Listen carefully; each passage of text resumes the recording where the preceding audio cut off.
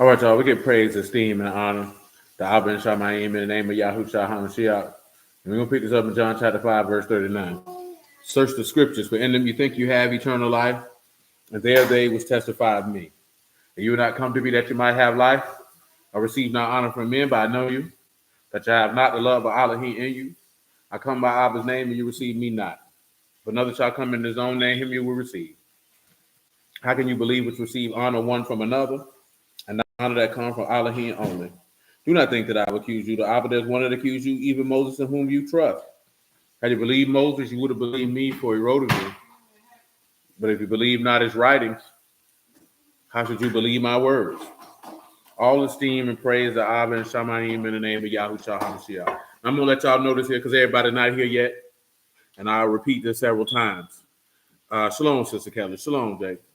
What we're going to be dealing with, of course, some of y'all know this here. Brother Marvin and Brother Robert made a presentation probably about a month or so ago. We'll probably deal with the conclusion of the said presentation when I'm finished doing what we're doing. It'll be better served. Shalom, Amun. It'll be better served for us to do it like that.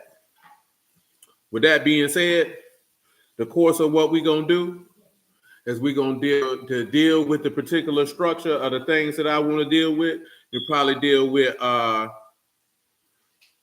Shalom, Mika. Offices and functions first, operation inside the assembly second, or offerings third, or either way it goes, things will be broke up like that.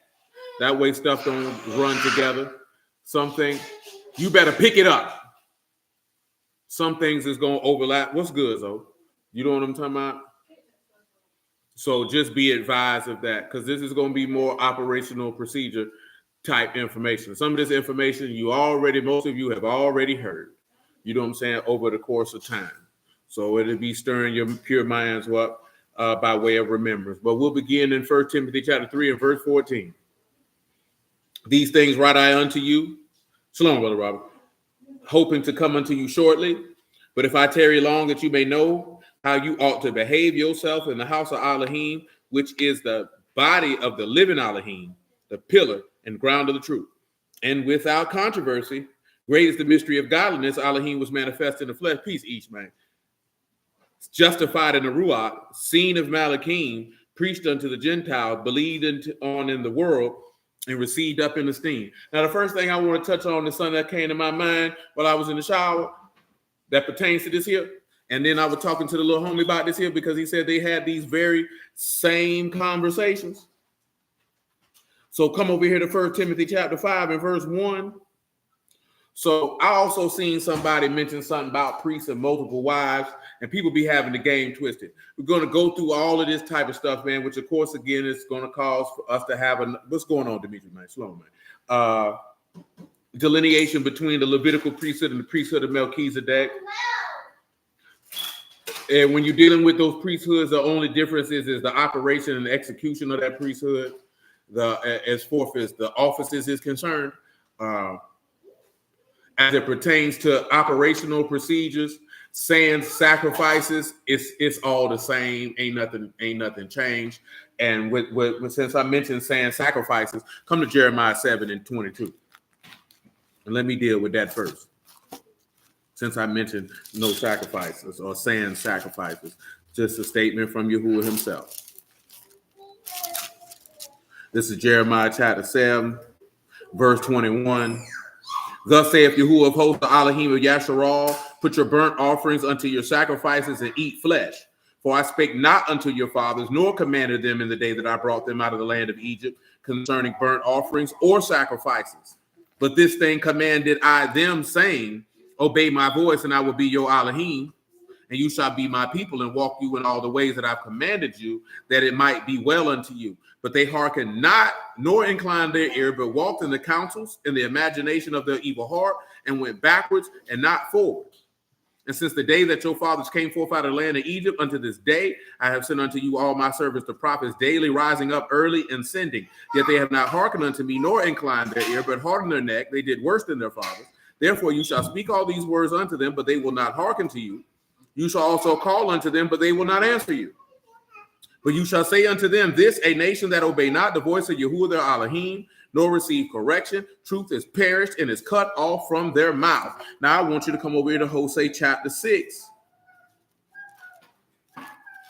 And then I jump over here to 1 Timothy 5. And of course, I know y'all all know about 1 Samuel 15 and 22. And if you like to hear it, we can read it also. But Hosea chapter 6, verse 6, you could make it verse 4 on general principle. How may I help you? Yes. No, I'm not going to pick you up right now, though. O Ephraim, what shall I do unto you? O Yehuda, what shall I do unto you? For your goodness as a morning cloud, and the early dew would go away. Therefore I have hewed by the prophets, I have slain by the words of my mouth, and your judgments the light go forth. For I desired mercy and not sacrifice, and the knowledge of Alahym more than burnt offerings. See, we're going to come to this here because, a lot of brews put a lot of focus on this here. Man, this man ain't never gave a damn about you bringing no sacrifices to him, ever. You bringing bulls and goats and all of these things, that man never cared for that. You care about that because you believe that gives you some type of justification for whatever reason. With that being said, someone just in my mind, Psalms 50. Shalom, Sister Regina. Psalms 50.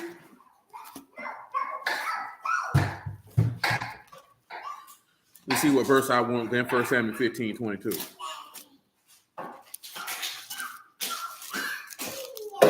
Psalms 50. Where's the verse that I desire? There we go. Psalms 50, verse 7. Hear, O my people, and I will speak, O Yasharal, and I will testify against you. I, Alahym, your Alahym. I will not reprove you for your sacrifices or your burnt offerings continually before me. I will take no bullock out of your house, he-goats out of your folds. For every beast of the forest, mine, and the cattle upon 1,000 hills. I know all the fowls of the mountain and the wild beasts of the field, mine. If I were hungry, I would not tell you. For the world, mine, and the fullness thereof. Will I eat the flesh of bulls or drink the blood of goats? Offer unto Alahym thanksgiving and pay your vows unto the Most High. And call upon me in the day of trouble. I will deliver you, and you shall esteem me. See, this is what he wanted you to offer. We talked about that. Let me see if that's Torah right there. We talked about that a while back. That's a good while back. It might not seem like it, but it was.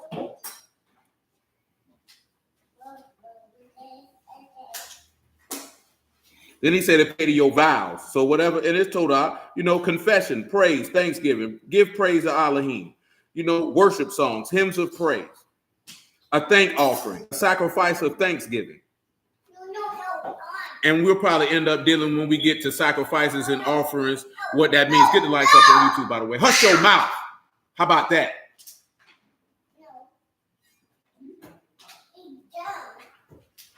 Because we're going to go through that. We're going to go through that in detail. And again, it's based off of, the presentation that was made. The presentation was well. There's nothing wrong with it. But if we're going to execute it, we're going to have to execute it according to how it's written in totality. We can't make no shortcuts, bend no corners, or do it how it seemed right in our eyes. You know what I'm talking about?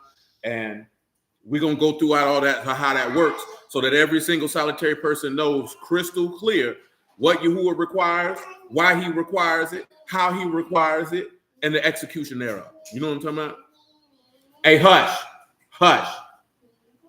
Now, see, when I get up and slap you upside your head, you're going to think I'm wrong. Yeah. You about to find out. You about to find out. 1 Samuel 15.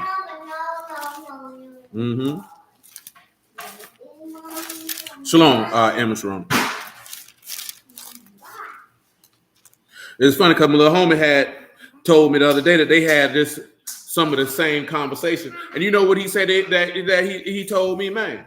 This man said, man told him it's the pastor's responsibility to take care of everything that pertains to the ministry. And that's a crying out shame. And you'll learn by the time we get finished with this right here, that ain't never been his responsibility. You know what I'm talking about? It's always been the responsibility of the whole body, the whole congregation, the whole assembly. You know what I'm saying? A lot of brews complain about why things don't get done, this, that, there, and the third. is because you expect one person to do all of that. And there's no way that that's possible, that can be done.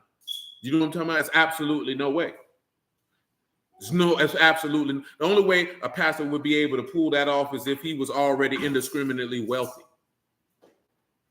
It's absolutely no way. That's not even, he never set that up from the beginning on that is the proper function of things.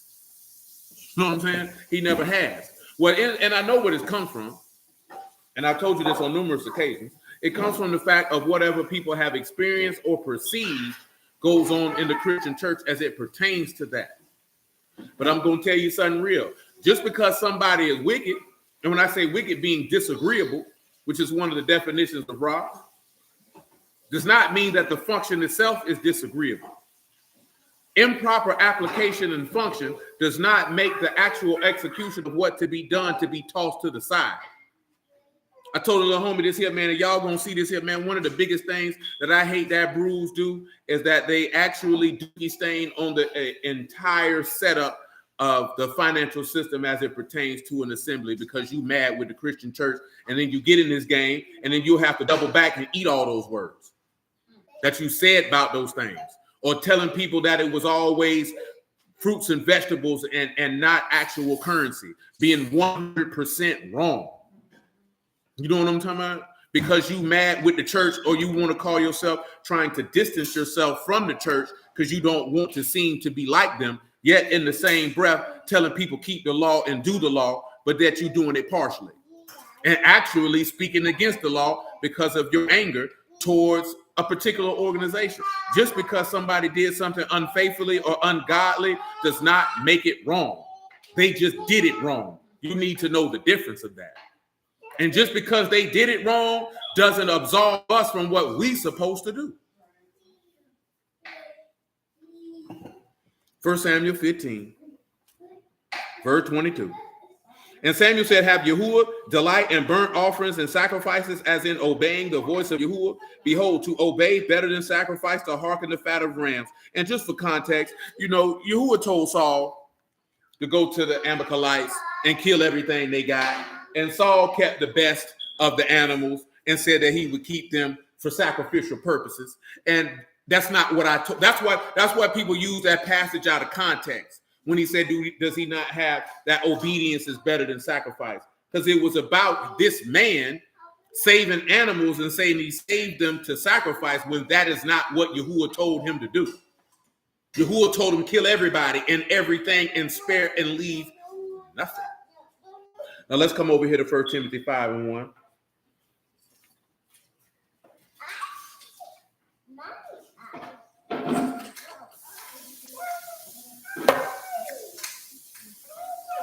Rebuke not an elder, entreat as a father, younger men as brethren. That rebuke not an elder. Can anybody tell me where you can find that at in the law? Can anybody tell me where you can find rebuke not an elder in the law? And that means from Exodus to Deuteronomy.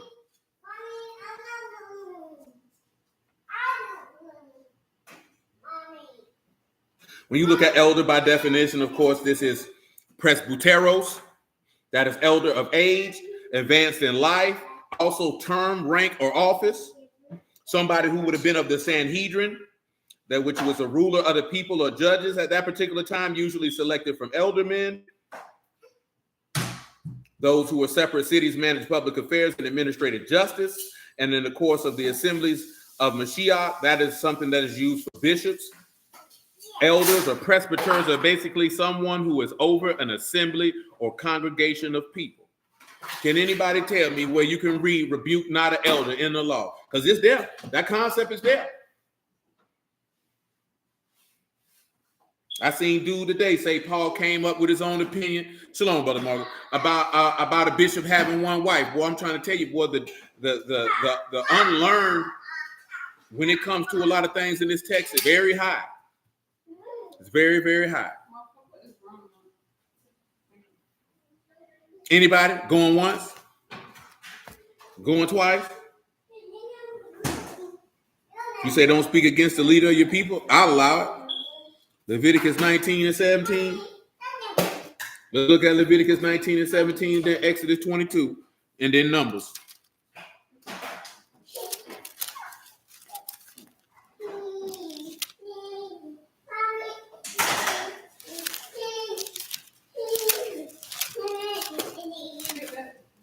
Leviticus 19 and 17, you shall not hate your brother in your heart. You shall anywise rebuke your neighbor, not suffer sin upon him. No, that one they're not going to work for it. Because he said rebuke not an elder. So this is somebody who's over the people. He got Leviticus 19 and 32. Well, what it is? You said 1932. Let's take a look at verse 32. Now it says right here, you shall rise up before the hoary head and honor the face of the old man and fear your Alahym. I am Yahuwah. I can allow it. That's not the one we looking for in an actual application, but we can allow it. It's in the vicinity. It's definitely in the ballpark. Let me give you hoary head and all that for those of you who may not be aware. And I can show you why I say to rise up before the hoary head. For those of you who don't know, hoary head is sabah. That's age, gray hair. Hoary head, old age. Honor the face of the old man. Of course, that is zakim, and that's old, the elder, or those who are having authority. What the other one we had? And you would be right, Mika, and you would be right, because that's what it is. And that's because that's what it is. What it is? Exodus 22. Joanne, hush your mouth. Sit down, hush your mouth. I'm not playing with you.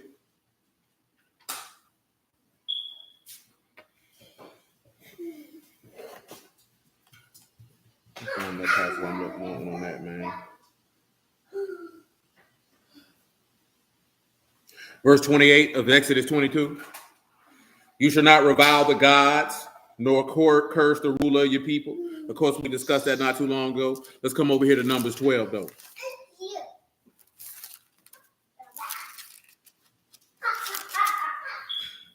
And Miriam and Aaron spoke against Moses because of the Ethiopian woman who he had married, for he had married an Ethiopian woman. And they said, have Yahuwah indeed spoken only by Moses? Have he not spoken also by us? And Yahuwah heard it. They literally went to rebuke an elder instead of treating him as a father. You're not supposed to do that. See, pause. When you come back to 1 Timothy 5, he's going to make a statement on the back end of this on how that's supposed to be done. If rebuking an elder was needed to be done. See, a lot of people feel like he think he's above correction and this, that, there, and the third. There is an order on how you do that. You just don't go around thinking that you finna check somebody just because you feel like they wrong and that's what you want to do. You would actually be out of order. You would be actually bringing sin on yourself. Thinking you checking him and you really gonna be damning yourself because you seen that's what happened with Aaron and Miriam. That's not what you do. See, the difference is you think you could come in this here and do what you want to do, how you want to do it. Oh, I ain't see you put that. I don't be catching all them. Yeah, that's it, at least. Come out rule. I'm going to rudely put my foot in your behind. But come over here to 1 Timothy 5. I'll read verse 17 to begin with. We'll probably come back to verse 17, but I'm not going to focus on it right now. Let the elders that rule well be counted worthy of double honor, especially those who labor in the word and doctrine. For the scripture saith, you shall not muzzle the ox that tread out the corn, and the labor worthy of his reward. Against an elder, receive not an accusation. So against somebody who's a ruler, he said, do not receive, hey, be quiet and sit down.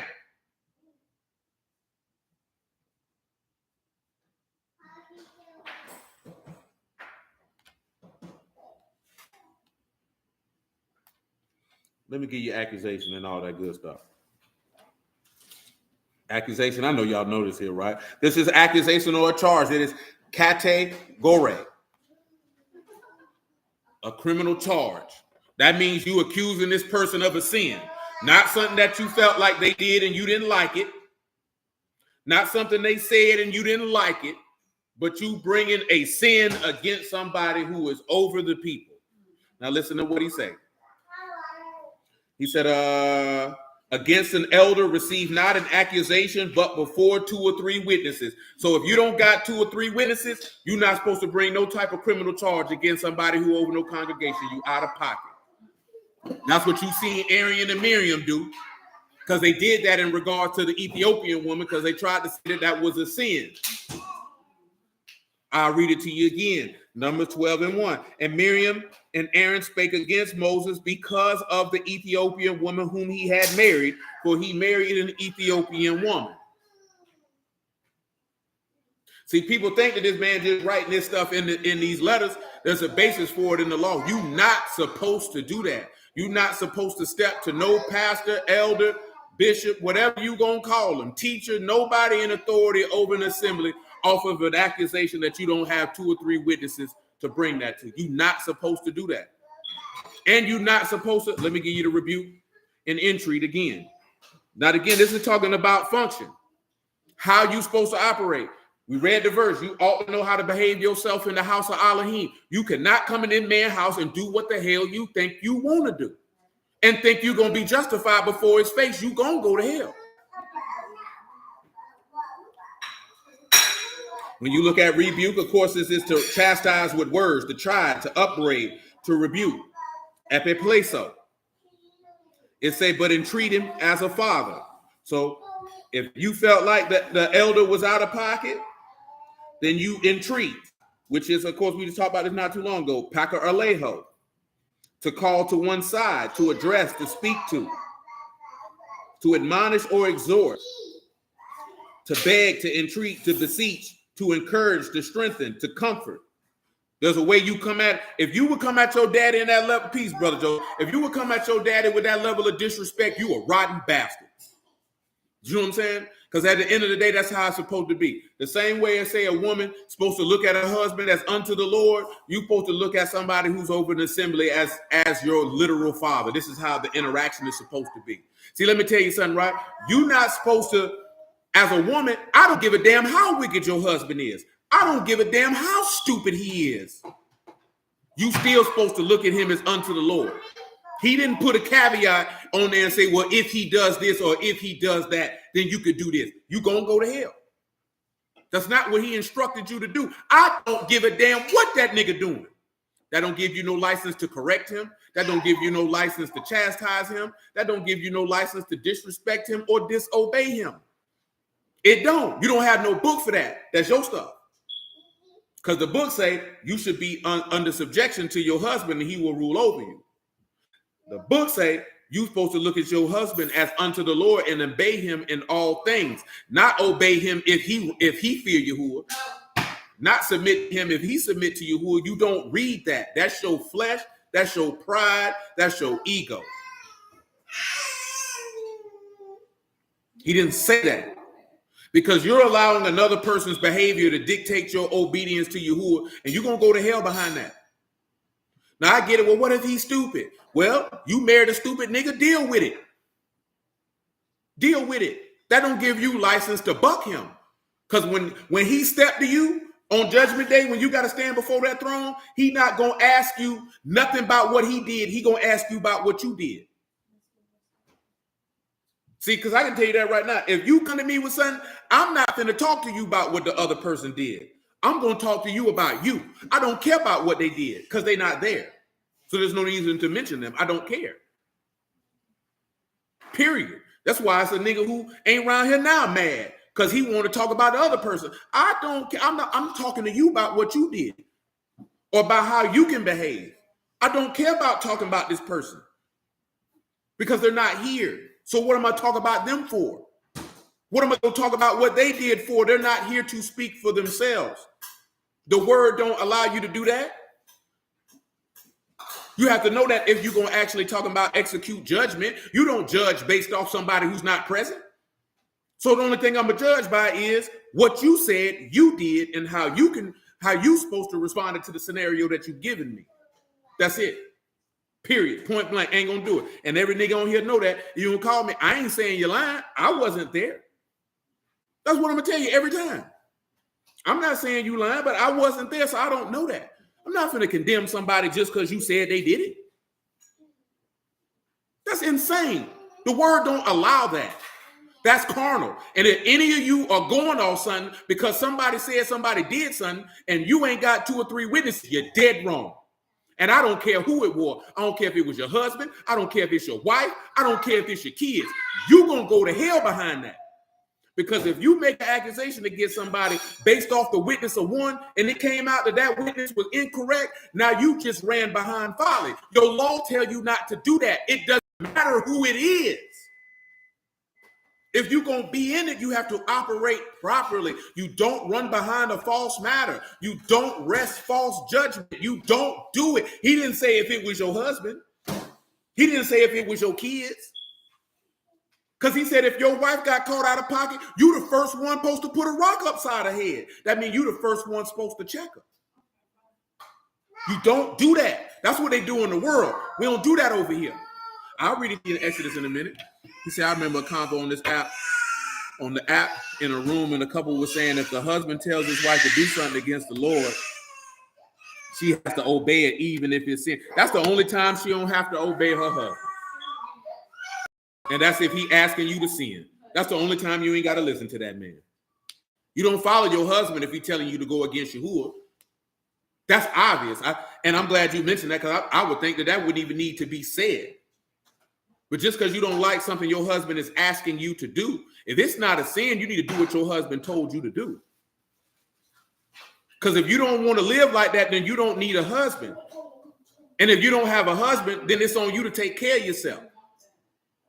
You know what I'm talking about? Because either your father going to do it or your husband going to do it. And if you don't want to be under somebody's charge, why the hell somebody going to take care of you for? That's insane. That's insane. Nobody finna do that. But it's just a way to do things. You know what I'm talking about? Come back to Numbers 12. And again, this is not saying that an elder is above reproach. You have to handle it how the word lays out to handle it. Again, let me repeat that. This is not to say that somebody who's in authority is above reproach. There is a way to handle that. And it's not the way that we like to handle things. I don't care if you think somebody a false prophet. I don't care if you think they're a false congregation. He did not tell you to do that.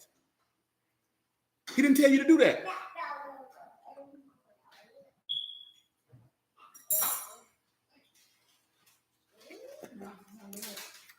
Number 12 and 1. And then I get that Exodus 23 for you. Miriam and Aaron spake against Moses, saying, spoke against Moses because of the Ethiopian woman. Indeed, Amuna, indeed. Just like on the job, it's a way to approach the boss. It's a way to do things. And again, the old saying, you all know the saying, it's not what you do, it's how you do it. Because like I said, how many of you would step to your daddy like that? Because if you step to somebody who's in authority in a disrespectful, accusatory fashion, that speaks more about you than it does about that person who you step into. Because I don't think any of you, the only way any of you would step to your dad in a disrespectful fashion is because you already don't respect him for whatever reason.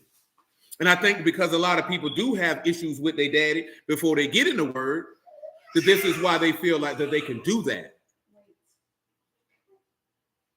But when you look in this text, man, Saul was all out of pocket. David never did that. Never, not one time. Because you have to have respect for authority. And Saul was evil as hell. And he never did that. So how do we read these examples in the text and then think, oh, that don't apply to me? The man is showing you how to behave. Even with the scribes and Pharisees, the Lord ain't come at them till they came at him with some folly and he was checking them. Because even with all of that, in Matthew 23 and 1, what did the Lord say to do with the scribes and Pharisees? He said they sit where? In Moses' seat. And he said everything they bid you, observe and do it. He said just don't do after they works. He did not tell you to buck them. He did not tell you to check them. He didn't tell you to do any of that. He said, whatever they tell you to do, you do it. Just don't follow their actions because they hypocrites, they sour. So I don't care if it's a Christian church. I don't care if you think this Hebrew dude is the falsest of false prophets who ever false prophesied. That's not your job. Because unless Yahuwah put you and sent you to go rebuke them, that's not your job. It's not your job to run around here and cut up every false doctrine and point out every false preacher you see. That's not your job. You ain't even see him send the apostles to do that. He said, lead them people alone. He said, they blind leaders are the blind. And if they both be blind, they're going to fall in the ditch. That's not your job. You know what he wanted you to be focused on? Saving souls. Not niggas you don't agree with. Not people you think false. Man, what did Gamaliel tell them people, man? He said, if it's not an Alahym, it'll show and it'll fall apart. And if it don't fall apart, that means Yahuwah wanted to stay together so they can go to hell.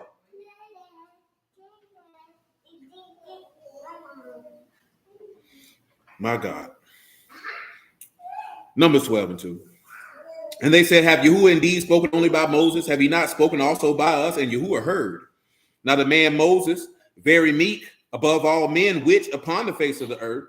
And Yahuwah spake suddenly unto Moses, unto Aaron, unto Miriam, Come out, you three, unto the tabernacle of the congregation. And they three came out. And Yahuwah came down in the pillar of the cloud and stood in the door of the tabernacle and called Aaron and Miriam.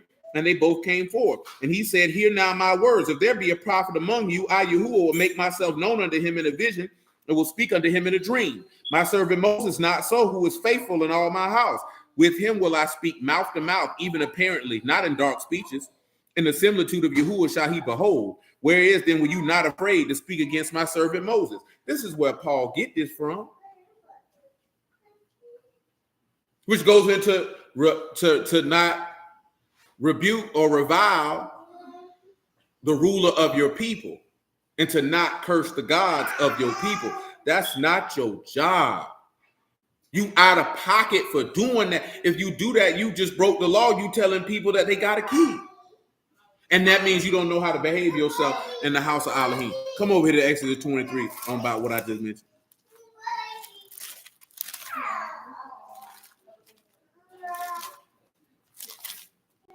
Exodus 23 and 1. You shall not raise a false report. Put not your hand with the wicked to be an unrighteous witness. What did that mean? Man, if you don't know about what happened, do not speak on that. Don't speak on something what somebody told you if your eyes didn't see it and your ears didn't hear it. Don't repeat it. Because see, if you repeat that and make an accusation against somebody and it's false, you just brought sin on yourself. Don't do that. Just don't do it. It's not that hard. You know what you can say? I ain't saying you're lying, but I didn't see it, so I can't speak on that. I don't care if you think the person is not lying at all. I don't care who it is. It's not a, see, the problem why a lot of people are going to go to hell is you're going to esteem your connections to certain people greater than your connection to what Yahuwah told you to do. This is why he told you, if any man come unto me, let him hate his father, his mother, his wife, his children, and his own life also. Peace, Brother Omar. You can't put nobody above Yahuwah. It don't matter who it is. It doesn't matter. Look at the next thing he said. You shall not follow a multitude to evil. Neither shall you speak in the call to decline after many to wrest judgment or to rest. What does that mean? Now that's what Korah did. That's what Korah did. And you see what that took to him. You don't want to get caught up in that. When you look at to rest judgment, that is natah, and that is to pervert, to turn aside, to decline, to bend down, to influence, to thrust away. The last thing you want to do is try to influence people to do outside of mishpah. You don't want to get caught up in none of that. When you look at verse 7, look at what he tells you. Keep you far from a false matter, and the innocent and righteous slay you not. I will not justify the wicked. What does he mean when he tell you keep you from a false matter? False is shakar, a lie, a deception, a falsehood. And matter is the bar. Now listen. You don't know if somebody lying. Somebody might not even be lying. But if you didn't see it, if you not privy to it, then you don't need to be a part of it. You don't need to join yourself to it. You need to keep yourself out of that. I've told y'all this plenty of times. What does Matthew 18 tell you? If you got an issue with somebody, what you supposed to do? You supposed to go to the, I'll just read it to you. Come over here to Matthew 18:15. This is how you stay out of all these things. This is how congregations are supposed to operate, is for interpersonal with each other and also dealing with those in authority.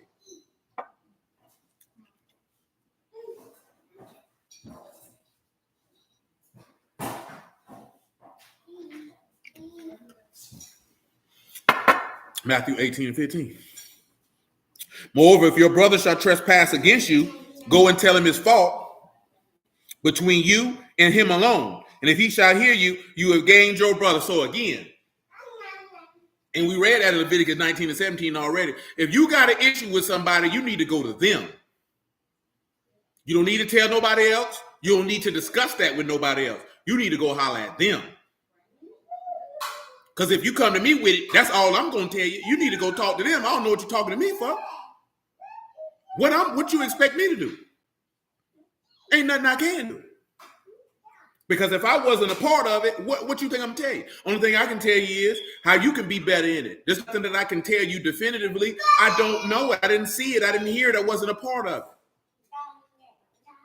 You see, say the action a person takes in almost any matter will show his mindset or attitude or his spirit. The inner man, you spoke of what you would do versus what you should do. That's right, Brother Omar, and that's the corresponding verse out of the law, Proverbs 25:9. The patriot calls with your neighbor himself, and discover not a secret to another.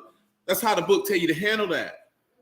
A lot of strife and contention and things of that sort. I've told y'all this for years, so this ain't nothing new. It's not nothing you ain't never heard before. Stuff can be, if you do the stuff how the man say to do it, you won't have problems.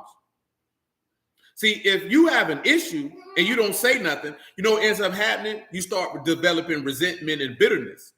You know what I'm talking about? This is what happens. So by the time that you actually do speak on it, it's not going to be from a place of reconciliation or getting some understanding because you angry or you hurt. And ain't nothing good going to come from that. Brother Nate say people are scared of confrontation and won't say nothing. It is. It is the case. And I think also too, we've been what you call it? I think how we've been described to have confrontation, it's been described as negative or being drama filled and things of that nature, when that's really just being an adult. Really, most of the time, we just don't know how to communicate as an adult. You know what I'm talking about? So we have a little hard time with that from time to time.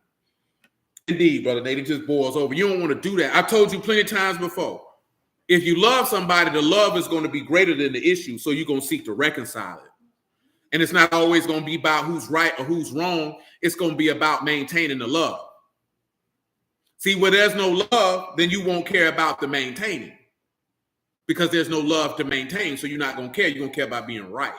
You know what I'm talking about? Which is what you kind of see in these rooms on this app. Or you even see with people who not in the word about the things that they fuss, fight, and argue about. You know what I'm talking about? He said, just like how people got mad at Cameron for telling the interviewer, for telling her that he didn't need Diddy to apologize to him. Absolutely. And that lady was definitely offended by that. He was like, shoot, he didn't do it to me. He needed to apologize to Cassie, which is accurate. You know what I'm talking about? Because I think somebody said that to me. I said, what are you apologizing to me for? Nigga ain't did nothing to me. Like, that's insane. People feel like they do an apology for the actions of a person towards somebody else. If they ain't do it to you, what are they apologizing to you for? You need to go take that to the person you did that to.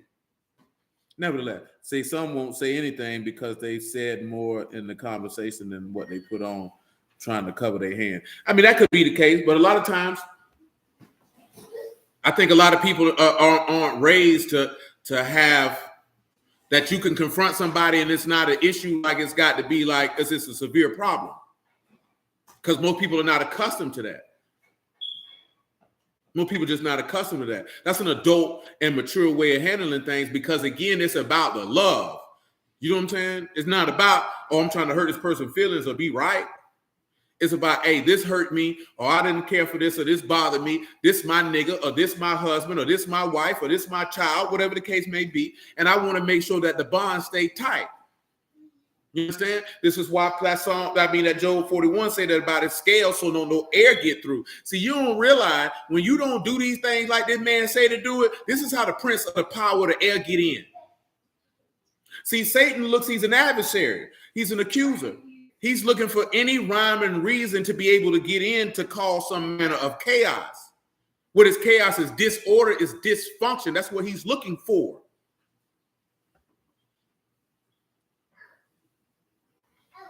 I mean, yeah, absolutely. You know what I'm saying? But we should even have to tell people that. People should just know that if it's actual love in an interaction with somebody.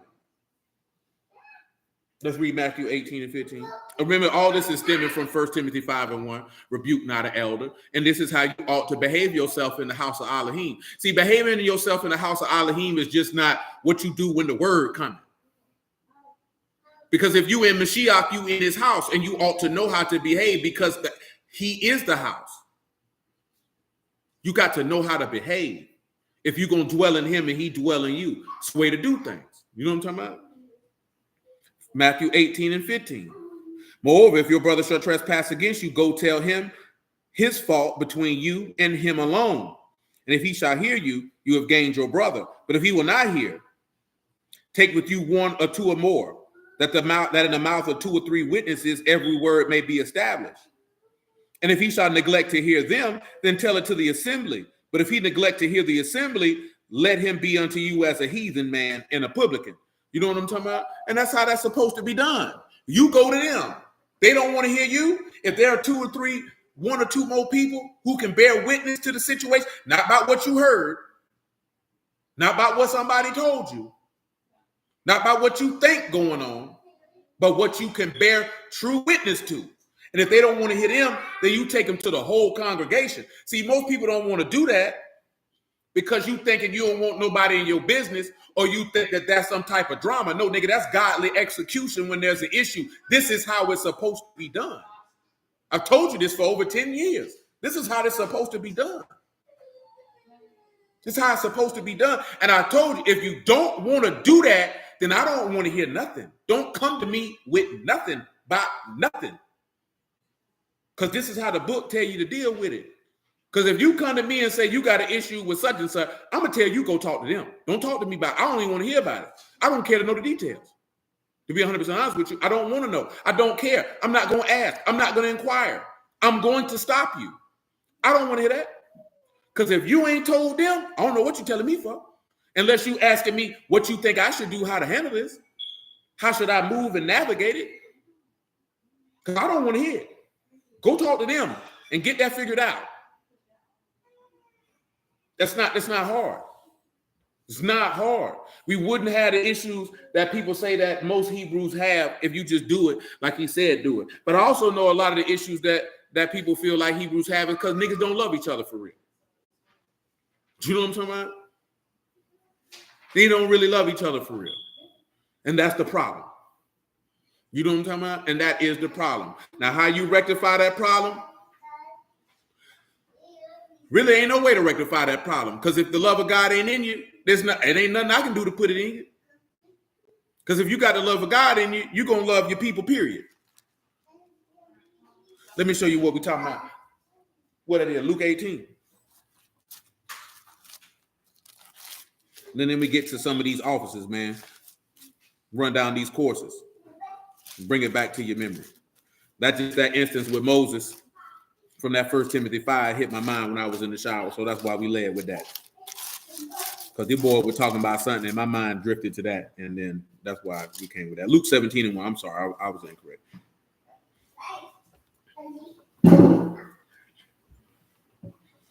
Then said he unto the disciples, it is impossible, but that offenses will come. But woe through whom they come.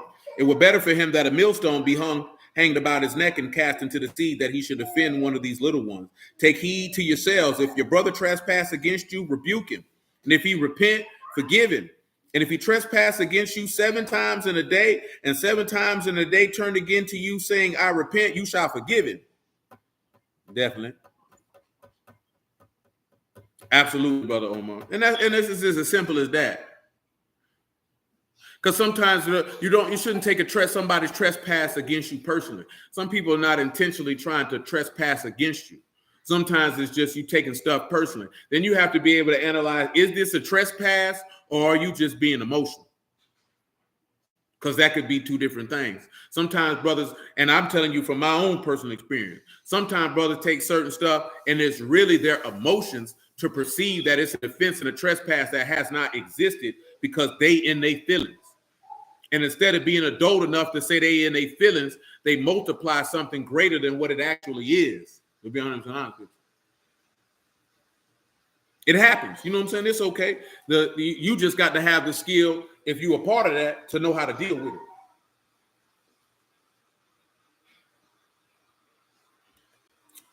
Sometimes you got to charge it to their flesh and not their heart. You know what I'm talking about? That doesn't always come from people's heart. Some people just don't know how to handle everything. Some people don't know how to properly communicate certain things. You know what I'm talking about? You have to take that into account. The gravest mistake that most people make is you view people through your own eyes and think everybody think and operate like you. I don't even know how people operate like that. I don't even know how even people think like that. Knowing that everybody has different personalities, different experiences, different upbringings, and all these other things, how could you even think that somebody think like you? And why would you get upset because they don't? You doing that to yourself. That don't even make sense. Like they not you. Matter of fact, you have to realize that your children not you. So they're not just going to automatically think like you and do things like you do it. You have to train them. Now you can't train your friends and your family per se. The only people you can train is your wife and your kids. You can't train other people. So you have to have the ability to view things from their vantage point, from their perspective, so that you can understand them. A lot of people's biggest problem, and I see that on Clubhouse all the time, you know what I'm saying, is that people are not trying to understand other people. So because you're not trying to understand them, it's always going to be a problem. Because you only want to see things through your eyes. That's not how you deal with people. That's not how you win people. That's not how you reconcile with people. That's not how you do any of that. You have to be able to step outside of yourself. You can't lead nobody if the only thing you want to look at things is through your own eyes. How are you going to be effectively able to administrate, instruct, and guide a group of people if you can only see life through your eyes? That means you're not looking at their strengths, their weaknesses, their thought processes, their perspective, their experiences or nothing. That means you wouldn't be able to put them in a position to succeed. You're going to put them in a position that you want them to be in, even if they're going to fail. And then blame them for the failure. No, you the failure. Come over here to 1 Chronicles 23, by the way.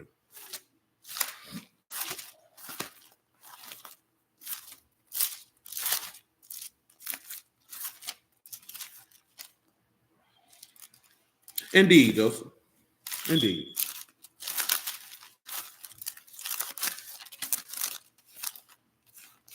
If I can get the Chronicles, we might have made something else.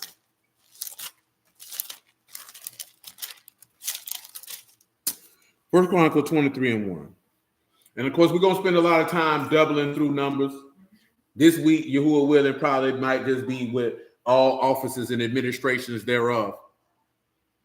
I say really the second part of it kind of hard to separate, but the intermingling, how the people's supposed to behave, it's probably going to be intertwined. So it might not be the three separate, just because I can already tell it's going to be us. Well, I already knew that before we sat down. It'd be an intertwining.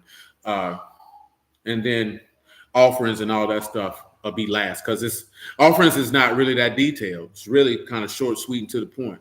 You know what I'm saying? Anybody who's been here for a long time, you know, people have asked about that type of stuff. We don't went over. It's not something that I particularly care to discuss on a regular basis, to be 100% honest with you. Because it's short, it's sweet, it's direct, you know what I'm saying? And it just is what it is. Because one thing is for certain and two things for sure. You know, Yahuwah don't beg for no money. I think I told y'all this during Unleavened Bread. He doesn't compel you to do nothing. He tells you what it is, it's on you to do it. And that's it. You know what I'm saying? It's on you to do it. I can tell you that there's no numerical value on nothing. It's only numerical value on one thing, and that's tithes. And that's it. And then that's only 10% of your increase. And that 10% of somebody's increase is going to vary from every individual. Yahuwah's never require everybody to give the same amount. Never. You won't find it. You won't read it. It's not anywhere there because it's going to be contingent on what that individual has. And that's it. It's like I told somebody the other day, like if your increase was $1 million, then your tithe is 100,000. If your increase was $100, then your tithe is $10. And Yahuwah's not going to look at the person who tithed 100,000 and think he better than the person who gave 10. Because see, that's respect of persons in judgment. See, that's what these churches do, from what I've been told. That they like to try people out there and show who gave what and who gave the most. That's not book. That's not of God. It's quite trifling, to be 100% honest with you. And wicked as the day is long. You know what I'm talking about? Because you should remember what's in Luke, and we'll read it again with that woman who gave her last mite. Yahushua said that woman gave more than everybody because they gave of their excess, and she gave all that she had. See, that's how we look at things. Oh, we should all give the same amount and be equal. Who told you that? You told yourself that. This ain't putting in for a trip or putting in for XYZ like you do for natural things. That's fine if you do that for natural things. That's not how things go on this side of the tracks. When you come into the beauty of Kadash and the sanctified house of the living Alahym, he don't operate like that. He don't operate like that. He don't care who gave what. Because again, if you had $1 million, what is 100,000? If he increased you $1 million, that's nothing to you. Because you have an extreme amount of access. So why would you look at this person? Because what we end up thinking is word-wise is, well, if I gave the most, then I should have the most say or influence. And Yahuwah don't operate like that. That's what happens in the church. But Yahuwah don't operate like that. What you give don't give you no more influence than anybody else. That's why I say that in the Epistle of James. And we can read that also. A lot of people have respect of persons. The respect of persons come in that as you think your money gives you influence in the say of how things are executed. They don't. They do if the pastor's an idiot. You know what I'm talking about? But if he's a man of Alahym, that don't mean nothing. What you did, you ain't did nothing. You did what you were supposed to do. You want a pat on your back? You want some adulation and exaltation because you did what you were supposed to do? No, you don't get that. You know what I'm saying? You're just doing your job. You're doing what he instructed you to do. See, that's why a lot of brothers like to really hang on that law like that, because it think it make you be somebody, though your faith is minuscule. But nevertheless, y'all should remember this. It's been a while since we talked about it, though. First Chronicles 23:1. So when David was old and full of days, he made Solomon his son king over Yasharal. And he gathered together all the princes of Yasharal with the priests and the Levites. Now the Levites were numbered from the age 30 years and upward, and the number by their polls, man by man, was 38,000, of which 24,000 set forward to the work of the house of Yahuwah, 6,000 officers, and judges. So let's pause. Now we're talking about administrative execution as it pertains to the old covenant or the Levitical priesthood. Now, he's mentioned that they were officers and judges. More specifically, what is that? 6,000 of them. Well, what is an officer and what is a judge? And we'll go back to Deuteronomy in a moment for judge. What is an officer? That is Shoter, Shan, Samak, and Raj. That's an official. That's an officer. That is an overseer. That is a ruler. So when you look at this officer, what would he be considered to be? He would be your equivalent to a pastor. So pause. I'm going to show you this on each end of the equation. Now this one here is more specific to the high priest in the law, but it's all the same. Leviticus 21 and then your 1 Timothy 3:1.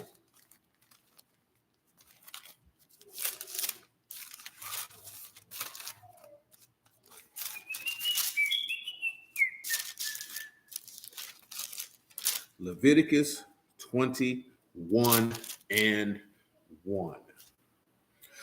Yahuwah said unto Moses, speak unto the priests, the sons of Aaron, say unto them, there shall be none defiled for the dead among his people, but for his kin that is near unto him, for his mother, for his father, for his son, for his daughter, for his brother. And again, these are the only people that you're supposed to be defiling yourself for. It's for the dead, I should say. Your grandma, your granddaddy, great-granddaddy, you know what I'm saying, aunties, uncles, they don't count. If you were in that office. Now, of course, this is sons of Aaron. This is the high priesthood. You know what I'm saying, man? So just keep that in mind. And for his sister, a virgin that is near unto him, which have had no husband, for her he may be defiled. Meaning, if your sister done had sex, or your sister got a husband, you can't be defiled for her when she dead. That's her husband's job. That's not your job. You know what I'm talking about? See, that's something you had to realize. You got a sister, she get married, that's her husband's responsibility. She is no longer your responsibility. You got a daughter and she get married, she's not your responsibility. You need to mind your business. You know what I'm talking about? So meaning you don't got no say or no need to be dictating nothing in that household. That's not your place. Yahuwah don't sanction that. Now you could do like what Jethro did. If you see that your son-in-law, or you know what I'm talking about, is handling something, and you see it could be stressful to him, you could give him some recommended course of action in his vocation. But what goes on in a man's house ain't none of your business. To be 100% honest with you, and every one of you men know that I ain't never came at none of y'all about nothing you got going on in your house, because that's not my business. You know what I'm talking about? Now, I'm going to tell you ladies this here. If you believe your husband has done something that's contrary to the word of Yahuwah, then you need to follow the protocol that the law that we just read in Matthew 18 has laid out. And if you're not going to do that, what you talking about it for? What you sitting around with the other women talking about it for? What you telling somebody else about it for? Tell it to the whole congregation or keep it to yourself. Period, point blank. Stop doing that. Don't do it. If you believe this man is committed a trespass against God, what is you telling another woman for? What's she supposed to do? What's she supposed to do?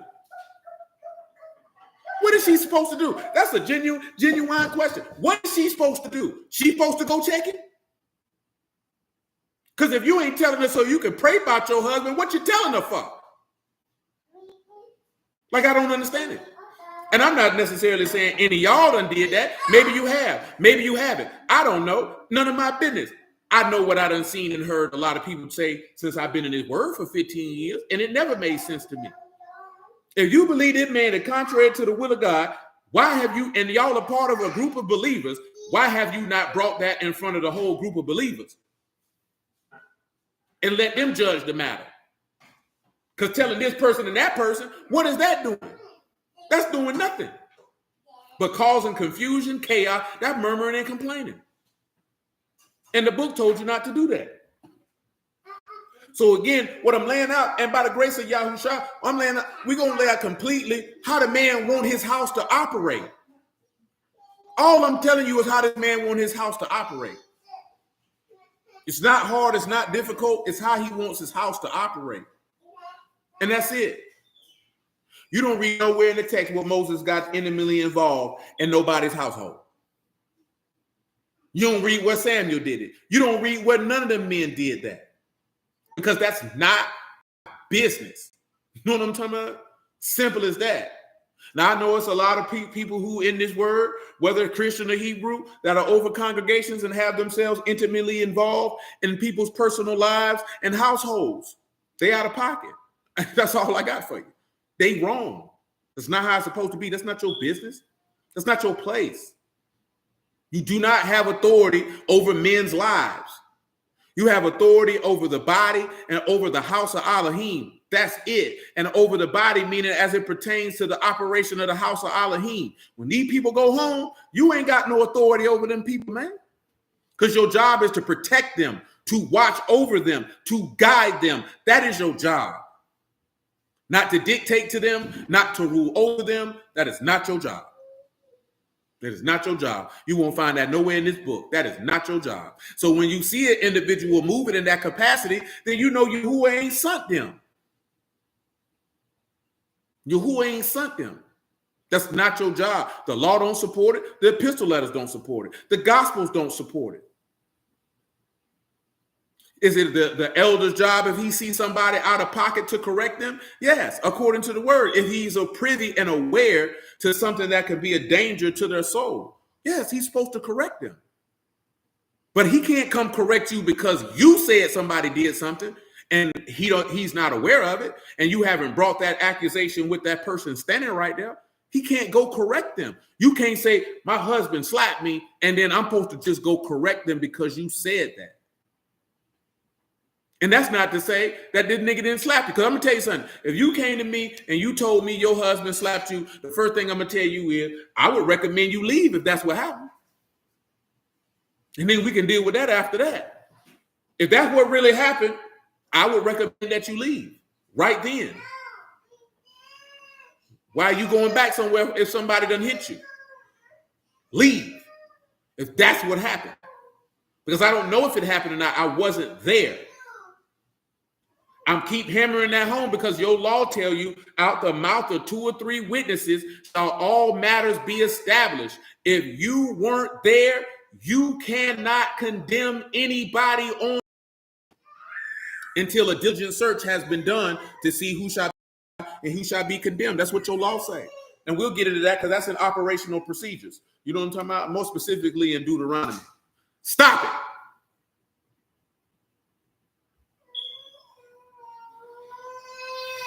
Leviticus 21 and 4. Hey, come on over here then. Because I ain't got time for this. Hey, Joanne. You can't do what you want, and you can't do her any kind of way. That's what you're not doing. She's doing all that. Just get up. Because that's the to me because you're trying to do what you want. Just get moving, let her get it. I can't do what I'm doing and she hollers. Just get up. It's not that hard. Just move out the way. Why are you going to sit there and fight with her?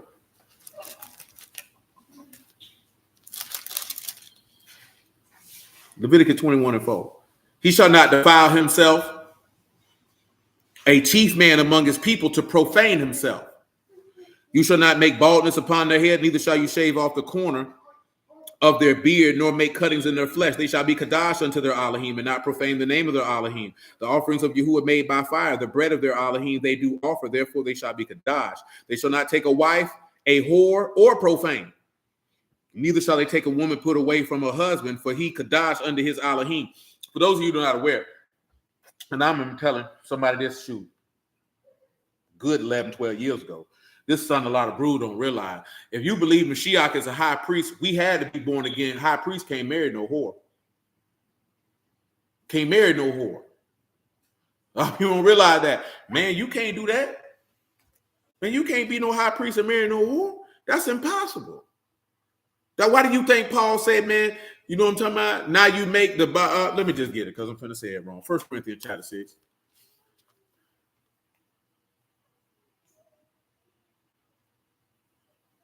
Now, I'm going to tell you, this particular adventure that we on, it may not be as exciting.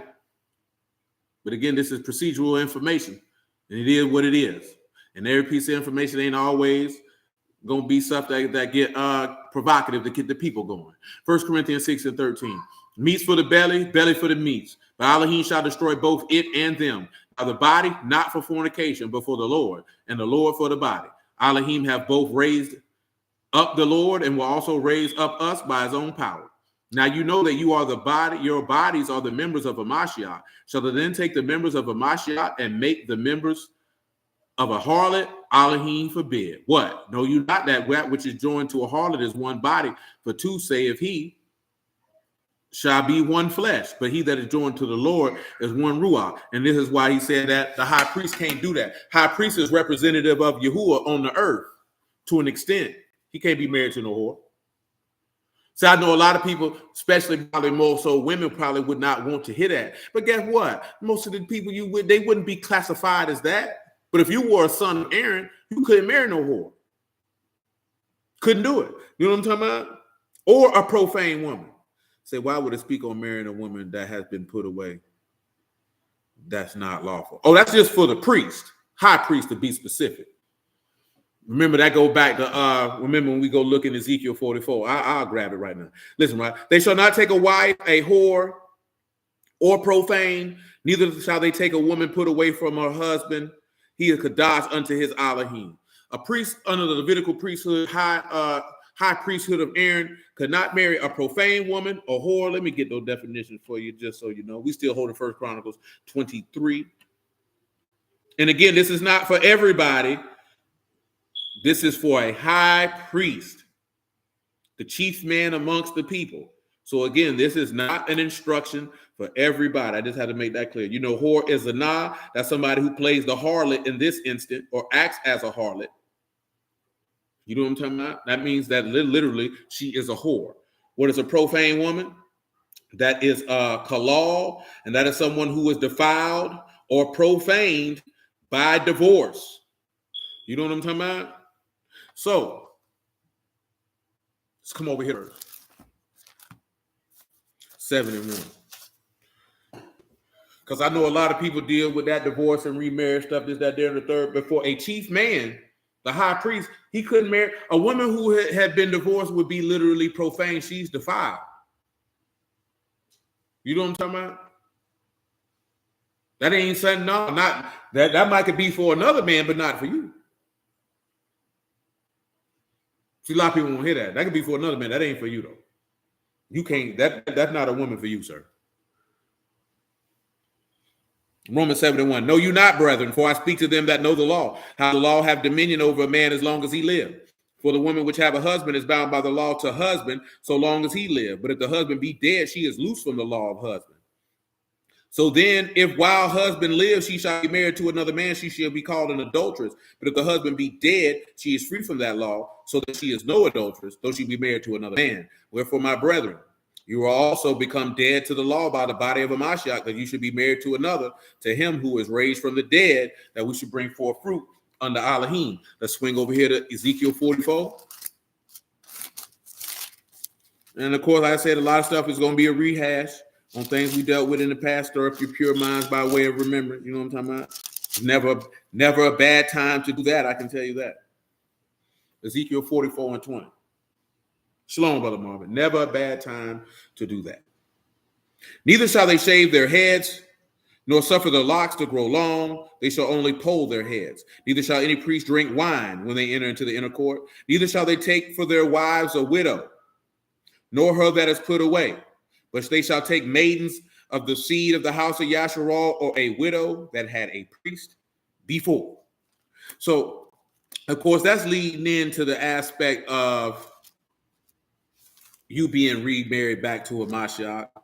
But the only way a high priest could be married to a woman who was of course, is a widow, her husband has died. But a high priest cannot marry any woman who was divorced from her husband. Now, let me ask y'all this question. Why do y'all believe that a high priest could not marry a woman who was divorced from her husband?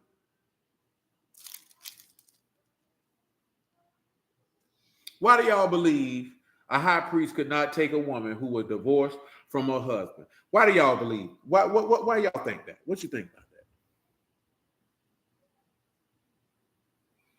Yeah, you could say that. You definitely could say that. Absolutely. Absolutely, my name. Why do y'all think that? Why do y'all think it says that? He came. Well, let me keep reading down some, right? That's still his wife. Let me read verse 7 to you again.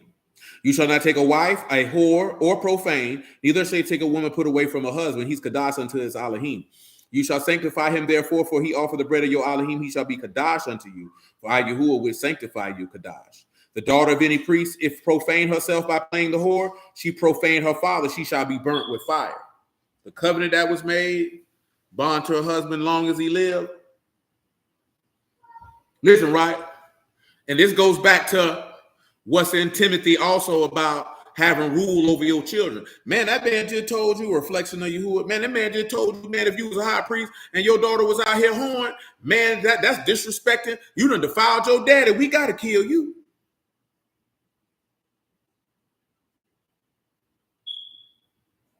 Yeah, that's when Mashiach reiterated that to them. But you remember before Hamashiach, them people were divorcing and remarried. That's why he said, we'll read that in a moment, that from the beginning that wasn't so. You say you was thinking that it's still that woman's husband. Yeah, y'all missing it though. Y'all might want to go over there and look at that passage. Because he had to have a virgin of his people having a widow woman. Yeah, see, he said it. he mentioned a widow woman in Ezekiel, of course, it says somebody who had a priest before. Let me run down the rest of this stuff. And he, the high priest among his brethren, upon whose head the anointing oil was poured, and that is consecrated to put on the garment, shall not uncover his head, nor rend his clothes. Neither shall he go into any dead body, nor defile himself for his father or his mother. Neither shall he go out of the sanctuary, nor profane the sanctuary of his Alahym. For the crown of the anointing oil of his Alahym is upon him, I, Yahuwah. Listen, he said, now, if the anointing oil has been put on the head of the high priest, he can't go out and defile himself for anybody, for any reason. Verse 13, he shall take a wife in her virginity. A widow or divorced woman or profane or harlot, these shall he not take. But he shall take a virgin of his own people to wife. Neither shall he profane his seed among his people, for I, Yahuwah, do sanctify him. Now this is something, right? Now let me show y'all. Come over here to Deuteronomy 24. Why the high priest could not marry a woman who was divorced. Because the thing that y'all overlooked is, why would the woman be divorced in the first place? Indeed, Joseph, indeed. Why would the woman be divorced in the first place? Well, let's look at Deuteronomy 24:1.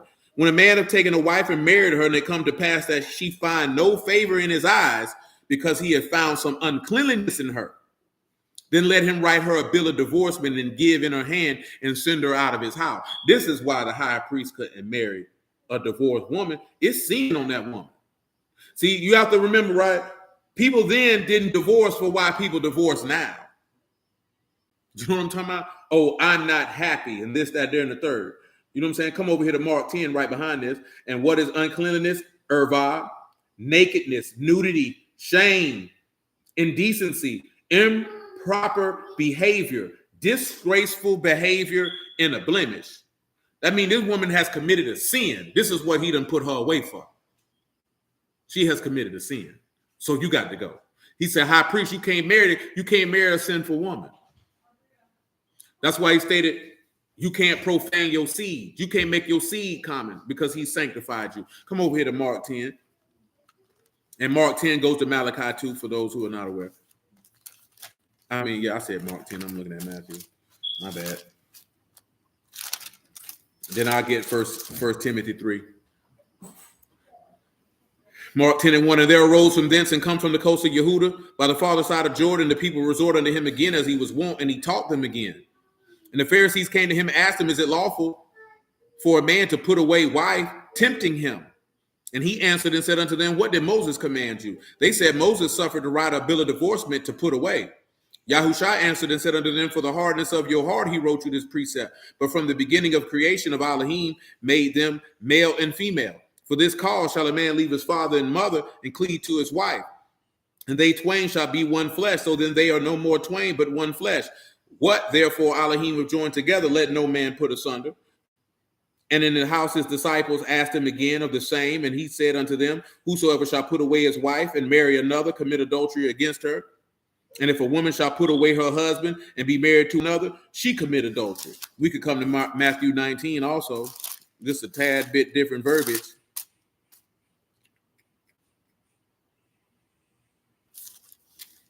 Matthew 19.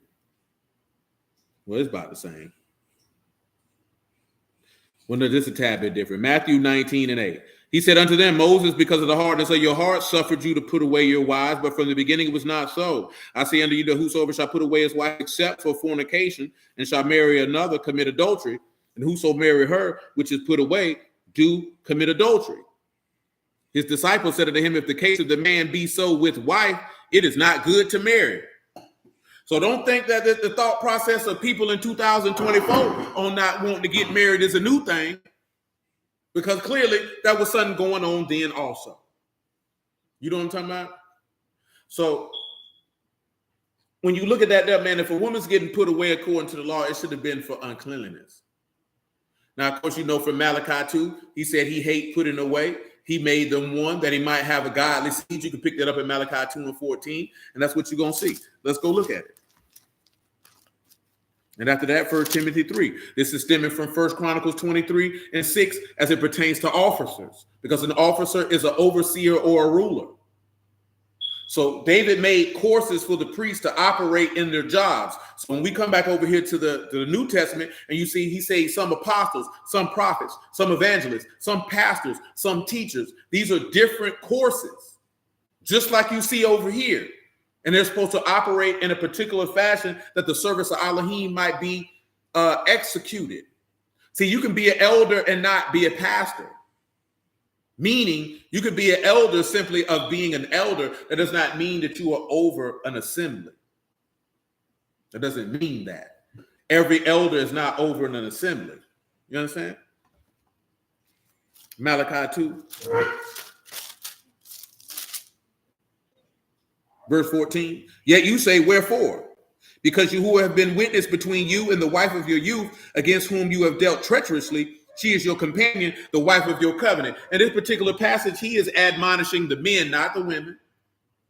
He's admonishing the men that the men are being beguiled or being deceitful or treacherous.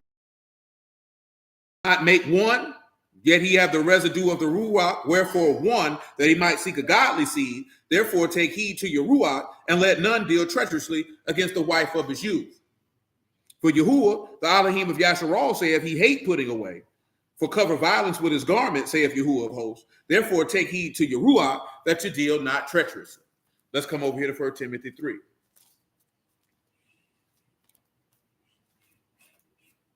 Now, one thing I can say, right, dude, say, yeah, you see people having priests having more than one wife. I can only recall seeing that once. And that was with the priest of Bethlehem or Yehuda, and she was a concubine. You know what I'm talking about? Which is a totally different scenario. And if y'all, let me ask y'all this here. Do you know what is the difference between a wife and a concubine?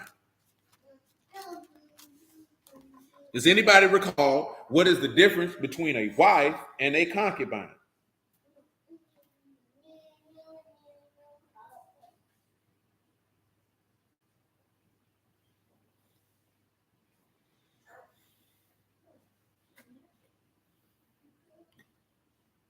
Going once?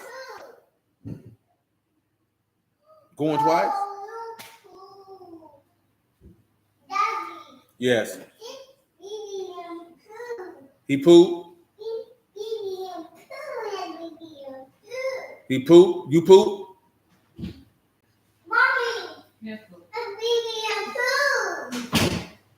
The difference between a wife and a concubine is a concubine doesn't have the rights of the wife. She's usually there for the purpose of procreation. You know what I'm talking about?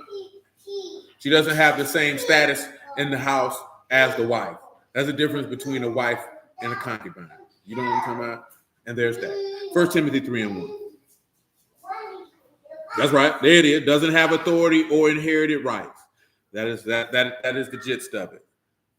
Concubines can be a maid servant, but you can have a concubine and she not be a maid servant. She just doesn't have but she's not necessarily hired. You know what I'm talking about? You take care of her.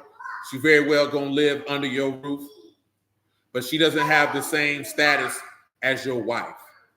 You know what I'm talking about? She doesn't have the same status. Nor does she have authority or inherited rights in the household. Hashem, what's good, my G? I had to miss that right there. My bad, my G. 1 Timothy 3:1. This a true saying, if a man desire the office of a bishop, he desire a good word. A bishop then must be blameless, the husband of one wife, diligent, sober, of good behavior, given to hospitality, skilled to teach, not given to wine, which of course is what you just read in your law. No striker, not greedy of filthy lucre, but patient, not a brawler, not covetous, which is what we could look at and see that as pertains to Moses, but that's a whole nother conversation. Absolutely, because Hagar definitely was a bondmaid, and then she ended up being a concubine because he laid with her. She did not have equal status in the house with Sarah. Shalom, Brother Ernie. She definitely didn't have equal status.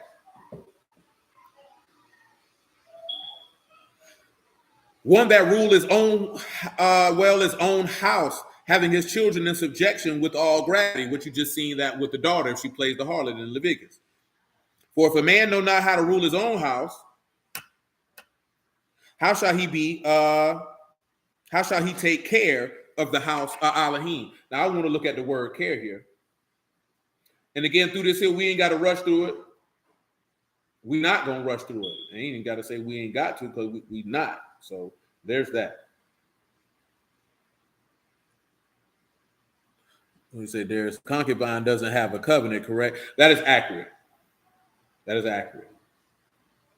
A concubine doesn't have a covenant with the man, which is why she doesn't have the same amount. You say, does the concubine have to be approved by the husband and the wife? No, the wife doesn't have to approve anything. You know what I'm talking about? You know what I'm saying? That's not something that that's never how the system operated. Yeah. A lot of people talk about this online. Yeah, that's the husband's decision if he take on concubines. He doesn't have to consult his wife. She doesn't have to approve it. You know what I'm talking about? Now, whatever dynamic, if he consult her, he want to ask her. Yeah, I mean, yeah, you can have. I mean, we could read that with David. David had concubines right before he died, who he never laid with. Just because you have a concubine doesn't mean you have to have sex with her. You know what I'm talking about? So that is accurate. That is accurate, and I can read that to you also with David. You know what I'm talking about? Proverbs 17:2. Give me 1 second. I'll take that out. Now, this is not an advocation for concubines, by the way. Say it's unmarried men out here wanting. You can't have a concubine and be unmarried. That is not even how that works. You know what I'm talking about? That's not even how that works. So, because a concubine by definition is a paramour. So, at least in the natural sense, which is considered a mistress. So, you couldn't have a concubine and not have a wife. That's just a woman you having sex with. You know what I'm saying? An unmarried man couldn't have a concubine. Well, we know it's a lot of brews advocate for concubines on a day-to-day basis. That word care is to take care of a person or thing. So you have to know, if you don't know how to take care of your own household, you're not going to be able to take care of God's people. And again, it goes back to the instance when he said, treat the elder like a father. He has to direct the house like a father, which means he has to have care and concern for the people under his charge. You know what I'm talking about? Let me get this Proverbs 17:2, my man, put up here, man. Let me see if that's going to go with this here, man. I'm just giving you, and we've talked about this before. I'm just giving you informational so you can understand, because you're going to see concubines in certain places. Say a wise servant shall have rule over a son that cause shame and shall have parted in. Now, that's a little different. That's a little different. As wives, since we don't have any authority over the house, can you explain what you mean by wives having authority? Meaning that the woman is to guide the house. So, and I can read that in on the other half of 1 Timothy 5 in a second. So, when you're talking about authority, that means to rule the house. Like the wife doesn't rule the house. It's not her job to oversee, protect, or anything with the house. We read the Greek word for it. It's her job to guide the house. So administratively, what goes on in the house that the wife is over, a concubine doesn't have authority over the wife.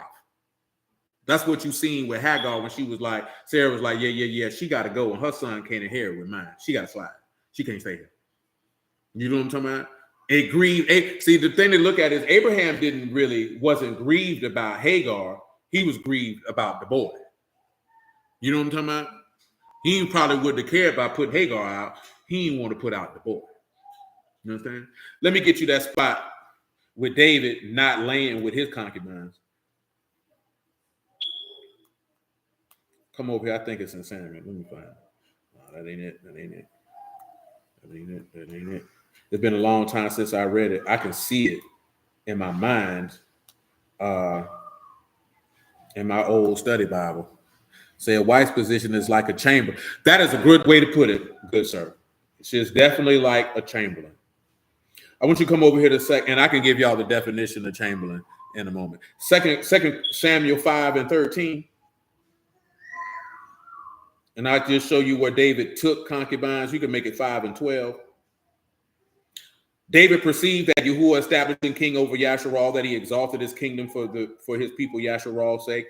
David took more concubines and wives out of Jerusalem after he was come from Hebron, and there were yet sons and daughters born unto David. I'll give you the definition of concubines, and then we'll get, I think it's in Kings, what I want, about when he was about to die, that he had concubines that he did not lay with. Concubine is Pilagesh. That is a concubine, that is a paramour. And again, a paramour is just a fancy way to say a mistress. To be 100% honest.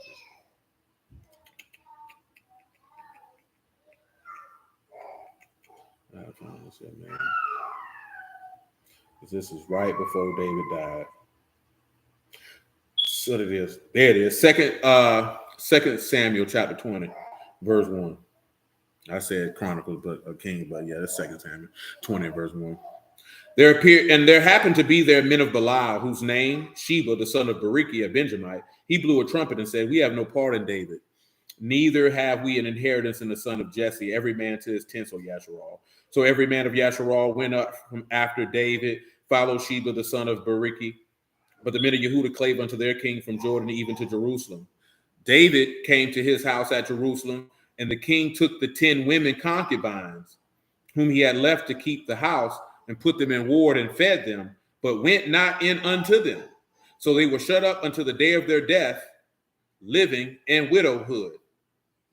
So there's an example of this man having concubines and not having sex with them. 1 Kings 1, what verse you got, Brother Nate? I just seen you just drop that in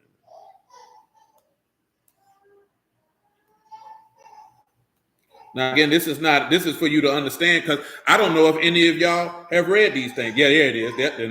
That's the one that was in my mind right there, Brother Nate. Not 2 Samuel, but this 1 Kings 1:1. That was the one I could see in my brain. 1 Kings 1:1.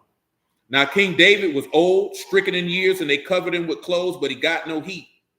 Wherefore his servant said unto him, "Let there be sought for my lord the king a young virgin, and let her stand before the king, and let her cherish him, and let her lie in your bosom, that my lord the king may get heat." So they sought for a fair damsel throughout all the coast of Yasharal, and found Abishag the Shumanite, and brought her to the king. And the damsel very fair, and cherished the king, and ministered to him, but the king knew her not. Now again, this is not for the advocation, proclamation, or direction for say, yeah, go get you a concubine. Because y'all may have read these things. I don't know. And you may have not understood what that meant. But Amuna mentioned that. And I just wanted to show you a scriptural example of a man having a concubine and not having sex with them. See, I don't believe that most people have that type of discipline.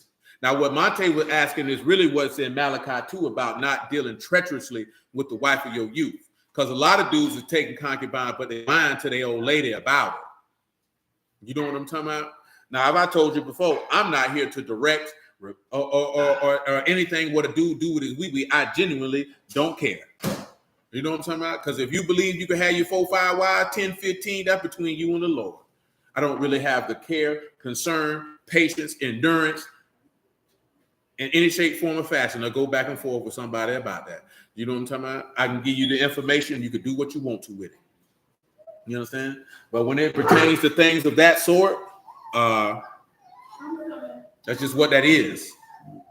You've seen it. David had concubines late with him. But when you're dealing with multiple wives and concubines, that you usually see that those were men with means and not a regular dude.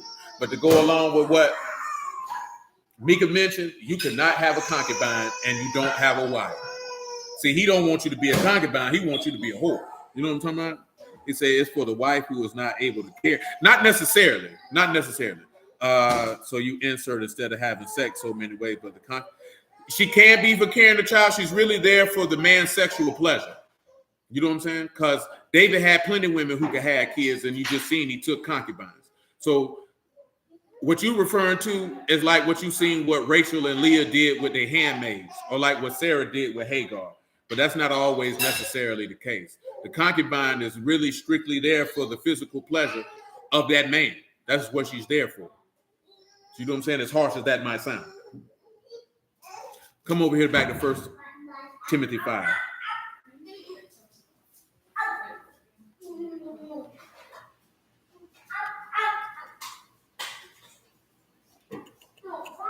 First Timothy 5 and 14, I'll get to that point because I don't want to spend too much time on something else. Because I know Bruce go back and forth about that type of stuff, man. We're only dealing with it because it's relevant to what we're discussing right now.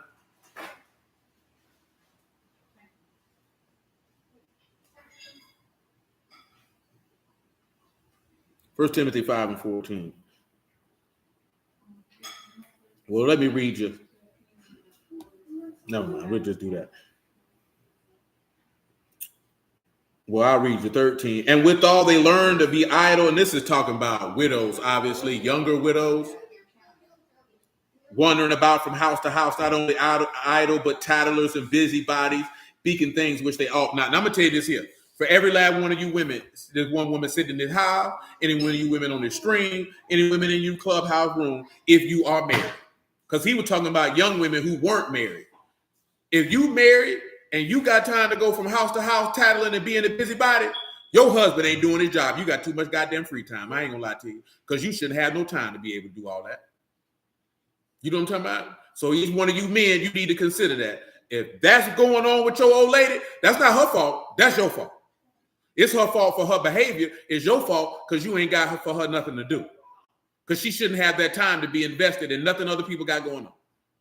Is that not what it just said right here? He said, let me just back it up so you see what I said, verse 11. But the younger widows refused, for they began to wax wanton against Mashiach. They were married, having damnation because they cast off their first faith. Withal they learned to be idle, wandering about from house to house, not only idle, but tattlers also and busybodies, speaking things which they ought not. So he's telling you these younger widows, they don't have a husband, they don't have nothing to do, so they idle and they get involved in things that don't concern them. And we've talked about this, well, it's not new information. You know what I'm talking about? If you want to know what a busybody is, that is pararigos, that's busy about trifles, neglectful of important matters, busy about other folks' affairs, a busybody, impertinent, superfluous, magic arts. And of course, that's not dealing with curious arts. It's dealing with being concerned with other people's affairs. What is a tattler?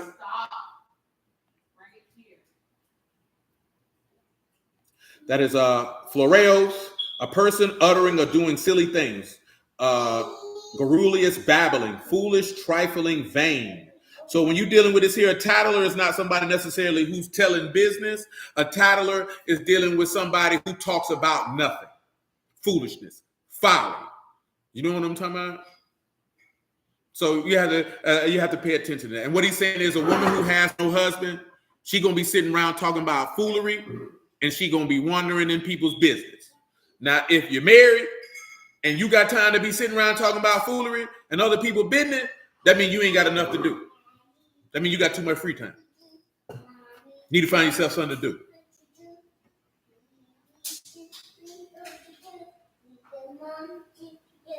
Verse 14, I will therefore that the younger women marry, bear children, guide the house, and give none occasion to the adversary to speak reproachfully. What does it mean to guide the house? This is answering Nisha's question of guiding the house. That is to be to rule a household, manage family affairs. You know what I'm talking about? So as it pertains, and a part of that, what you can see that is what you would see with the virtuous woman. She would be managing family affairs. That's what it means to guide the house. A concubine would not have the authority to manage household and family affairs. She doesn't have that authority. You know what I'm talking about? Now, see, like what Jacob had, that's different. Rachel and Leah were not concubines. Those were wives. You know what I'm talking about? See, them handmaidens, them other two women, Bela and the other one, her name escapes me, those were not wives. They're not counted as wives. That's why you don't see them counted as wives when you read accounts about Jacob as it pertains to his wives. That's why they're not mentioned. That's why Hagar is not mentioned. She is not considered his wife. They use the term wife because he had sex with her. You understand? But that's not his wife. There is a difference. I appreciate that, Zilpah. Thank you, good sir. Thank you, good sir. You know what I'm talking about? That's not his wife. Now, again, I'm giving you cultural context of information. This is not an advocacy of such things. You understand? So let that be known. But you do need to know and understand what you read. How many of y'all have ever read that David had 10 concubines that that he did not go into, and they lived in their widowhood till they died. How many of y'all even knew that? Did you know that? How many of y'all know about Abishag the Shunammite that kept him warm and he did not lay with her? You know what I'm saying? Because I don't know. One thing you have to remember, I don't know what nobody knows. And I don't know what you read. You know how? Because I ain't been with you all your life. You know what I'm saying? So you have a twofold thing. You might have read it and didn't understand it. You might have read it and you seen it, but it didn't resonate in your mind. Or you may have never read it. And I'm going to tell you something real. It's okay if it's something in the text you ain't never read. It's okay. It's not a big deal. It's not the end of the world. But we looked at it because of Moon mentioned that a man can have a concubine and not lay with her, and that is scripturally sound because you could see it. You had to die, say you never knew. I feel you, man. It's all good. You can see that. But most men only want a concubine because they want to hit them. Because that means if David had these concubines and he was old and he was finna die, that means he been had them. He been had them with the exception of Abishag because they went and got her. That means he been had them and didn't lay with them. So that means having them was not always a sexual thing. Just the same way as say Solomon had 700 wives and 300 concubines. He probably didn't have sex with all those women. And you know how you know that? Because if he king, that's a man who's about handling business. See, most men in this particular society, you concerned with having sex all the time. But great men are not concerned with having sex all the time. You know what I'm saying? It's just not. They have things to do. They have things to accomplish. That's not at the forefront of their mind. If sex is at the forefront of your mind, then you worry about the wrong thing, especially if you haven't accomplished some of the things that you want to accomplish and you think about sex all the time. You know what I'm saying? I ain't saying you can't think about it. I ain't saying you won't think about it. We're talking about an overwhelming consumption and concern with physical gratification, and you haven't gotten to where it is that you want to be, or are you not focusing on what it is that you're doing? He said, you don't even hear about concubines in the letters of gospel. You don't. You definitely don't. What's that 89 for, dear? Because I'm lost. Yeah, you definitely don't see about concubines, and because you're not dealing with kings and things of that nature that would have them. That's a true story, Brother Omar. Say most great kings and conquerors in history books didn't have a lot of sex. They may have sired a lot of children, but you ain't got to have a lot of sex to sire a lot of children. You know what I'm talking about? No, because they were more concerned with accomplishment than physical gratification. You know what I'm talking about? But that's a whole nother conversation. Tenfold. What was the other thing? I think we read everything with that war. I did. I got that. I finished 1 Timothy. Come on back to Chronicles. Because I at least want to do Judges. Because we read officers and judges, and I don't want to walk off and leave Judges unattended. 23 and 4. I said 6, but it's 23 and 4. Of which 24,000 set forward the work of the house of Yahuwah, 6,000 officers and judges. Hold on one second. You see something here. We got over here. Yeah. We're going to get that in a second. Come over here to Deuteronomy 16. Deuteronomy 1, 2 Chronicles 19. A judge is a different occupation. There are no judges in the New Testament, aka the New Covenant, aka the priesthood of Melchizedek. There are no judges. That means the judges are the ones who are in authority. It's not separate with judges. Now, as y'all already know, a woman could be a judge and a woman could be a prophet. A woman cannot be an apostle because Yahuwah has never sent a woman as an emissary or an ambassador for him. He's never done that. You know what I'm talking about? A woman can't be a pastor. Obviously, you just read the qualifications for a pastor. A deacon is the same as a teacher. You know what I'm talking about? And she don't have the qualifications for that either. You know what I'm talking about? An evangelist, she doesn't have the qualifications for that either. Some of you know we went over this several times over the course of years. We'll probably have to do it again for the sake of informational purposes on what we're dealing with. the qualifications for each job. It's not nothing personal. It's qualifications for each job. You'll hear Bruce say, you can't say a woman can't be no priest. It ain't nowhere in the law. See, y'all know you a jackass. Because this man told you to sanctify all the firstborn males that come through the matrix. They are mine. Then the man literally said, I took the Levites instead of the firstborn sons. That's how you know a woman can't be no priest. He never sanctified the firstborn daughter and said, they mine.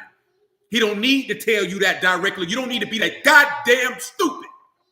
You know what I'm talking about? Niggas who say that piss me off. Because that you telling me you don't know the law because it don't say that, so that means you could do it. No, dummy. Go read Exodus 13. And he said, I sanctify all firstborn males. They are mine. You should know that because he killed all the firstborn in Egypt to sanctify the firstborn sons of Yasharal. And then he said in Numbers, I'm going to take me all the tribe of Levi instead of the firstborn son. So guess what that tell you? If he wouldn't have took the Levites, all the firstborn sons of every tribe of Yasharal would have ministered in his tabernacle, and that alone would have let you know a woman couldn't facilitate that operation. It's not that hard, and it's not personal, because I don't really care what a woman does. It's not my business. But when we're dealing with what the words say and the execution of operation, then we got to say what the words say, not appeal to what people want to do. I'm not here to appeal to what people want to do. Should I please men or should I please Alahym? Because if I yet please men, I wouldn't be a servant of a Mashiach. It's not my job to please you. That's not my job. Some people are running the title. She can teach the women and the kids. You can't read nowhere in the word where it tell a woman to teach women and children no book. Because when he told you teach your sons in Deuteronomy, we're talking to the men. And I've showed you that plenty of times over the years. It is not your wife's job. That's your job. It's not a woman's job to teach other men the word, other women the word. That's her husband's job. That's her husband's job. That's not your job. And if she ain't got a husband, that's her daddy's job. That's not your job. Now, you can give her instruction on how to be a good wife and a mother. But guess what? If you're not an aged woman, you ain't supposed to be doing that either. And what is an aged woman? A woman who is at least 60, who has raised children to adulthood. This is what the book says. This is not my personal opinion. It's not my thoughts, cares, or concerns. Come over here to Titus 3. Let me show you what I'm talking about.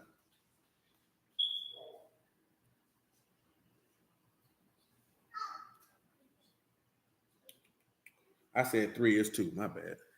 So also number 12 kind of teaches women can't teach. Shoot, I remember back 2 sisters with street teaching. Well, a lot of women do it. And a lot of dudes want to get offended and run up on them and say something to them. I'm not finna say nothing to nobody about nothing.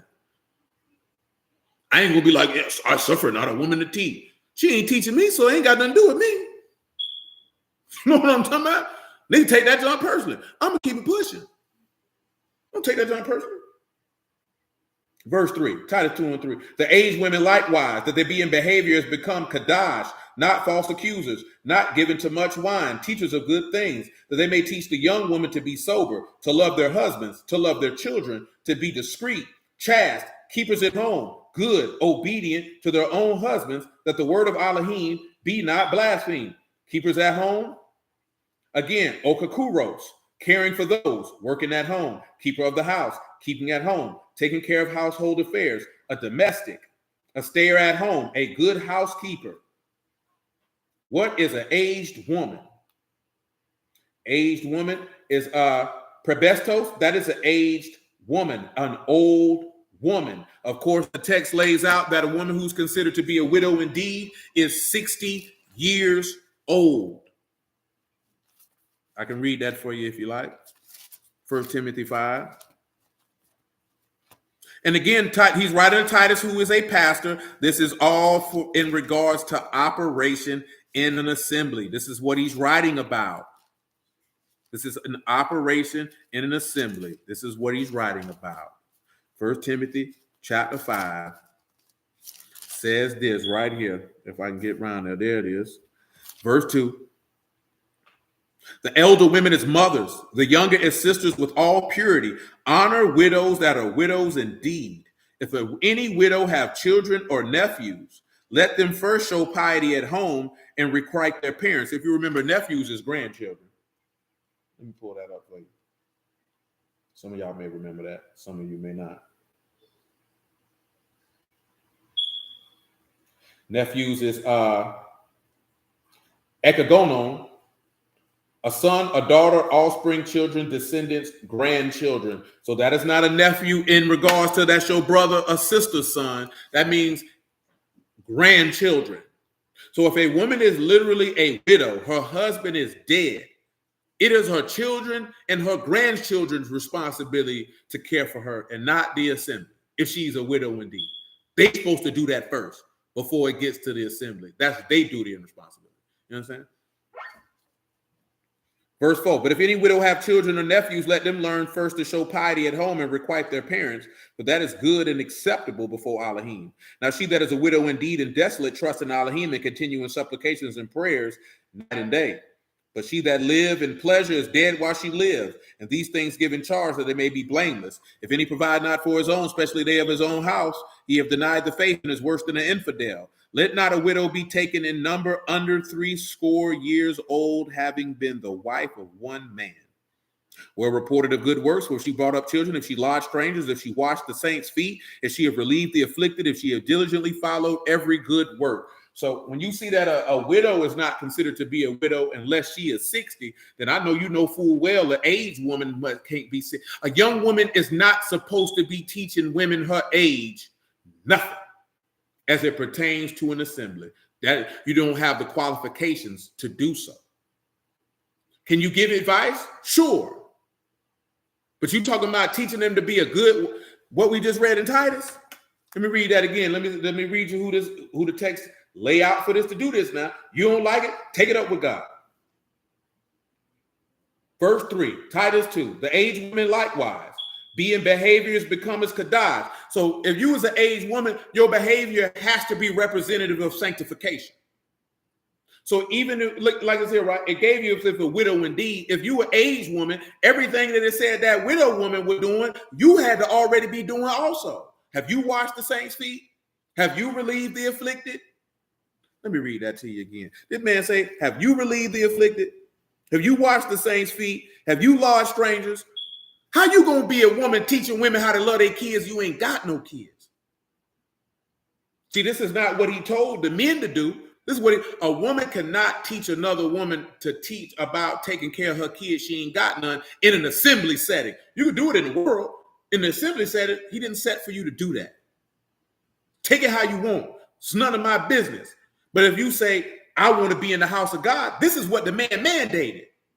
See, the problem is continually and consistently that don't nobody, you want to do stuff outside the due order. The man doesn't give you the judgment for execution of perfection, but nobody wants to do that. I'm going to do it how I want to do it. And that's your business. And that's why things don't go properly. That's why things don't go in a godly and upright and ruach-filled fashion, because you're doing what you want to do. Don't work that way. She said an aged woman is not a false accuser. She don't drink and she can teach good things. What are good things? By definition, that is teaching that which is good, a teacher of goodness, a teacher of right. I didn't feel like trying to pronounce that word, so that's what that was. And what is teaching that which is right? That you know how, as a woman, to be discreet. What is it to be discreet? Having self-control, curbing your desires and impulses of a sound mind. See, this ain't discreet about you got your titties covered up. This is about you know how to conduct yourself. You can control yourself. And amen, because being over the assembly is definitely a large responsibility because souls is at stake. So when you're talking about being a woman's not over the assembly, an aged woman's job is to teach the younger woman how to be an effective wife because she has the experience, how to be an effective mother because she has the experience. You know what I'm talking about? It's helping you do what your mama should have did. She's just continuing on. That's why I said to the elder women as mothers, she's continuing on with what your mama and grandma should have did, which is teach you how to be a woman. Two 20-year-old women, two 30-year-old women can't teach each other that. A woman who 24 years old, ain't got no kids and ain't never been married, can't teach no woman how to be a wife and a mother. because you don't have the actual applied experience on how to do that. Does that mean you can't give insight? Sure, you can give insight. That doesn't mean you not divulge that you don't have that ability. But as far as from an assembly setting, you're not supposed to be doing that. That's it. Because I'm not saying a young woman that couldn't give some wisdom and insight, but it's only so much wisdom and insight she's going to be able to give. And this is why mass majority of Bruce don't want to be in congregations, don't want to be in assemblies, because there's a structure and an order that these niggas despise. And they want to say, I want to build my own relationship. Well, his relationship told your funky behind to do it like this. How you going to have a relationship with somebody but not inside the order of operation that they set? That's insane. You know what I'm saying? Don't blame Yahuwah because you joined the wrong organization. Don't blame Yahuwah because at the end of the day, you can't control the behavior of nobody in an assembly. So again, your behavior in an assembly should not be based off the behavior of other people. Because if the pastor ain't wicked and ain't doing it, then it doesn't matter what the members are doing. You conduct yourself in a godly fashion and let that be a representation of their own condemnation by you exhibiting the salvation of the living Alahym by your conduct. Just because they evil as hell doesn't mean that, oh, I ain't gonna come around here. Because, man, you ain't finna find no congregation where ain't nobody in it ain't out of pocket. It's always gonna be somebody in there out of pocket. You insane if you looking for something different. You looking for a magical being that ain't there. This is not gonna happen. That's not even sensible. You understand? Because at the end of the day, are you there for Yahuwah and the word, or are you there to hang out? You know what I'm talking about?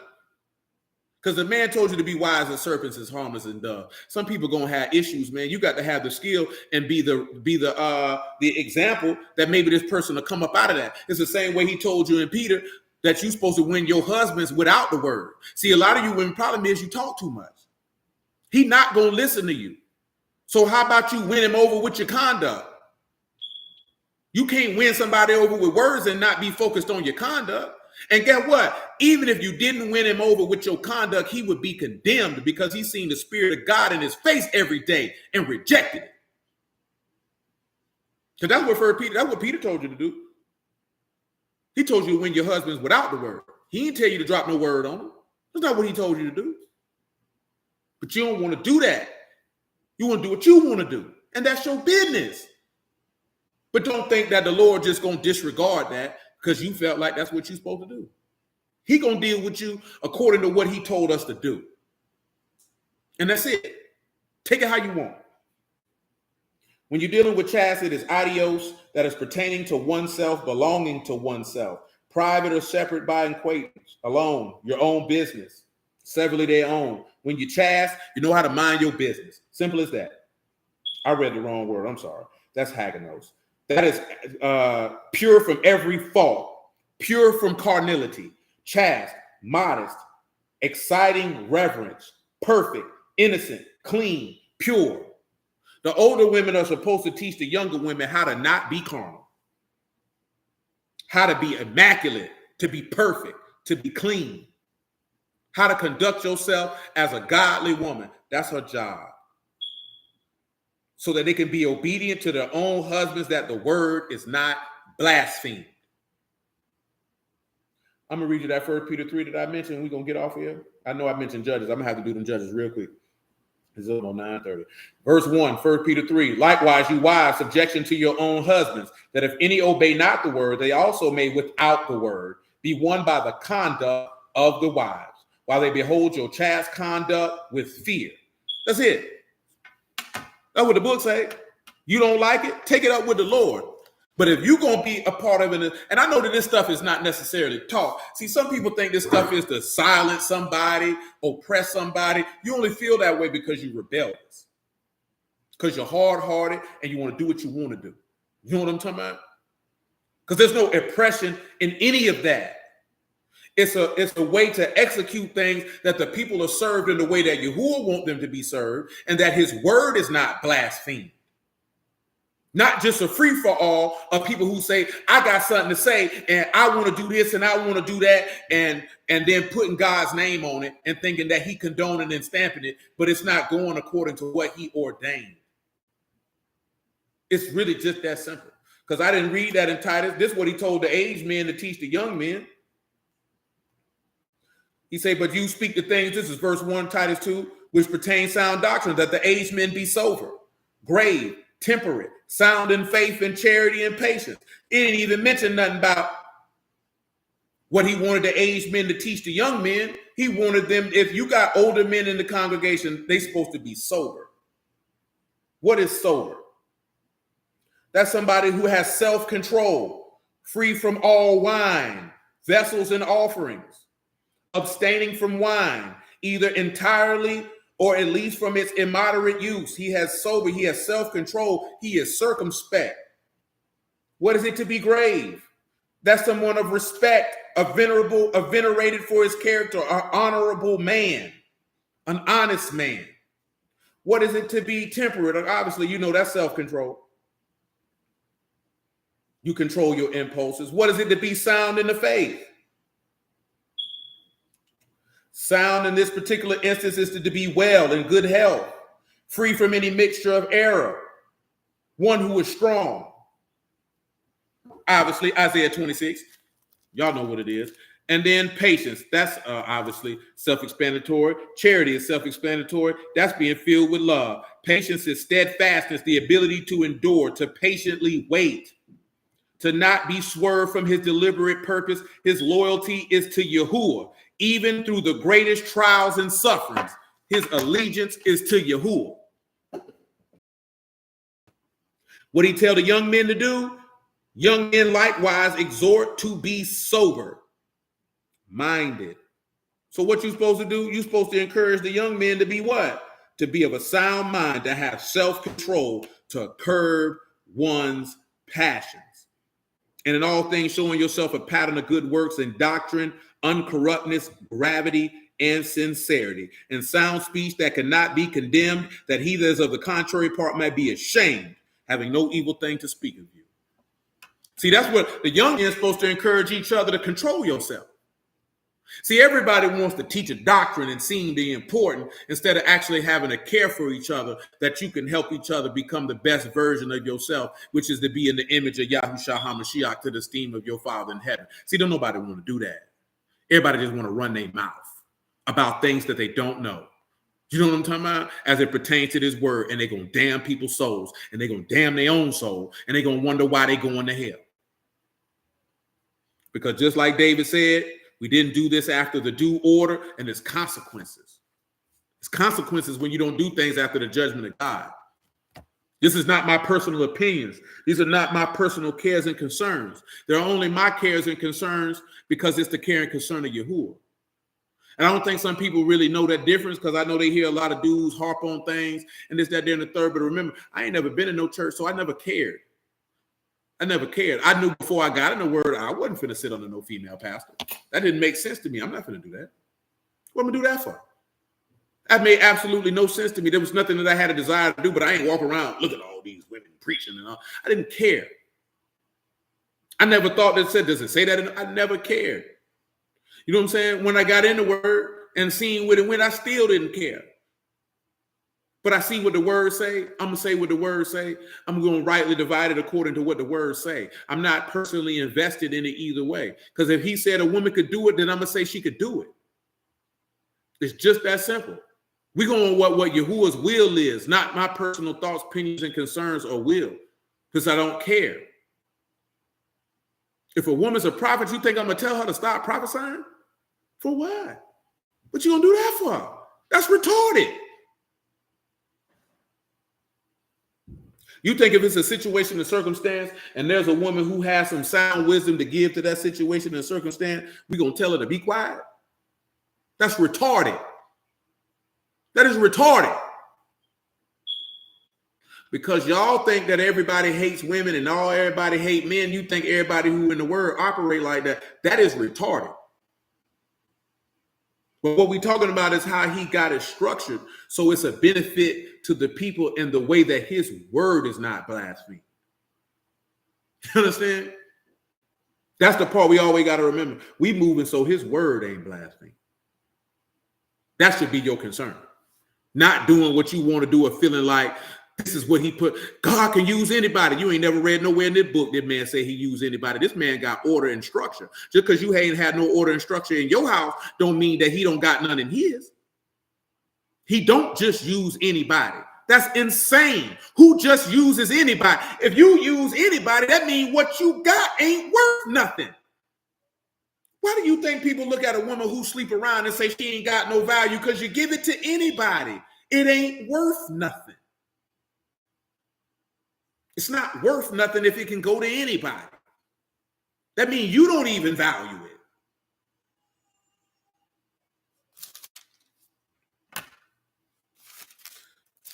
Let me see if Deuteronomy 16 what I want for right now. I don't think it is. Especially with the time we in. Yeah, I can use it. Deuteronomy 16 and 18. Judges and officers shall you make in all your gates, which Yahuwah your Alahym give you throughout your tribes, and they shall judge the people with just judgment.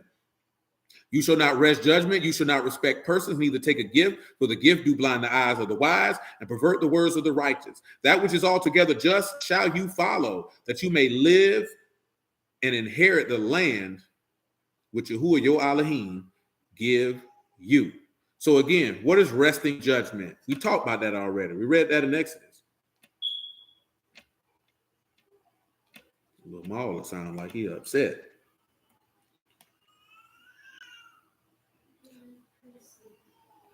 So again, judges and officers. Again, that is Shaphat and Satar. Shaphat is the judge, to govern, to act as a lawgiver or a judge or a governor, to rule, govern, judge, to decide controversy of God and man, to execute judgment, discriminating, vindicating, condemning, punishing, to enter into controversy, to plead, to be judged, opponent at law. We already read what an officer is. You already know what judgment is. Deuteronomy chapter 1, verse 13.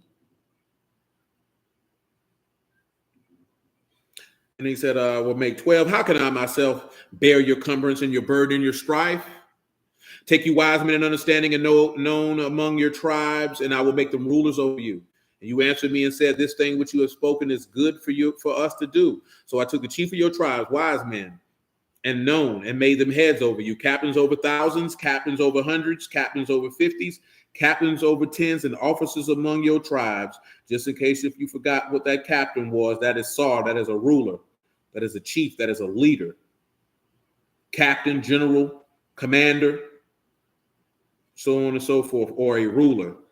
This is a man who's over a particular group of people, the same as with a congregation. I think we talked about this not too long ago. And I charged your judges at that time, saying, hear the causes between your brethren, and judge righteously between every man and his brother, and the stranger that is with him. You shall not respect persons in judgment. You shall hear the small as well as the great. You shall not be afraid of the face of man, for the judgment is Alahym. And if the cause is too hard for you, bring it unto me, and I will hear it.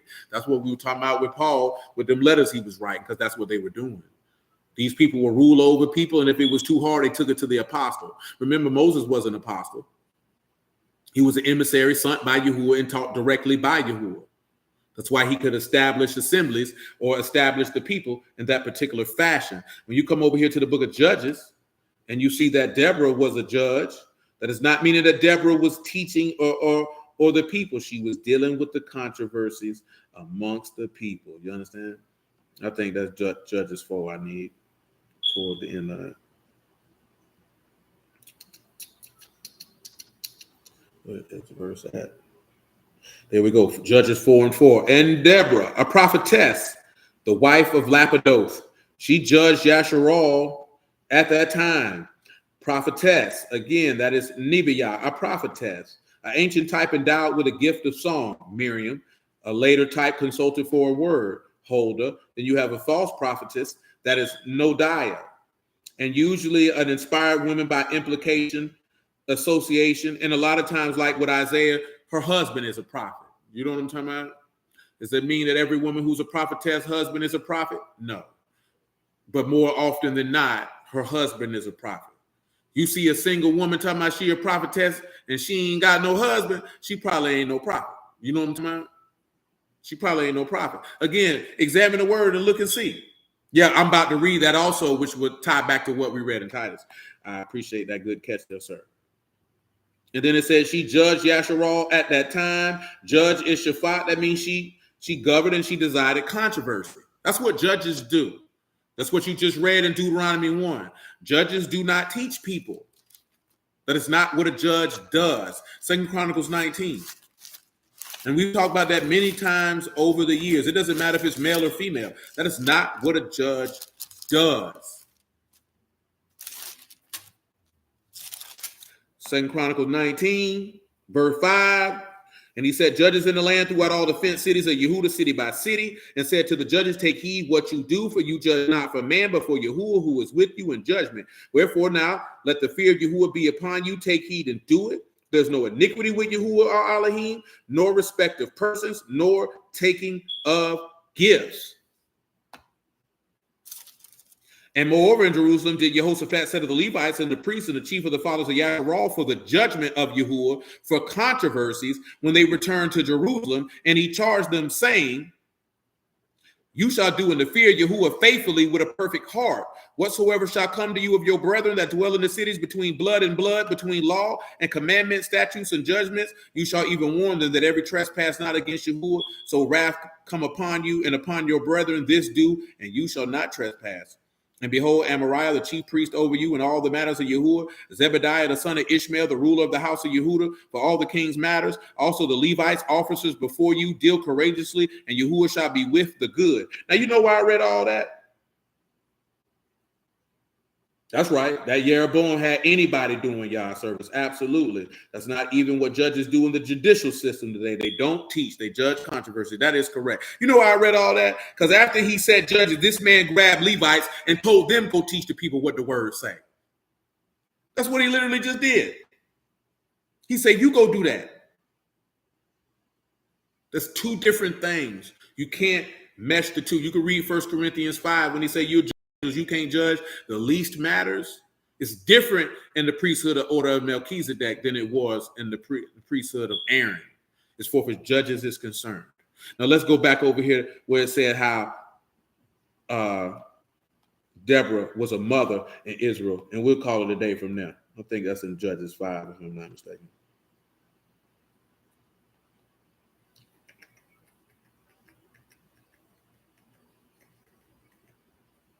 Judges 5.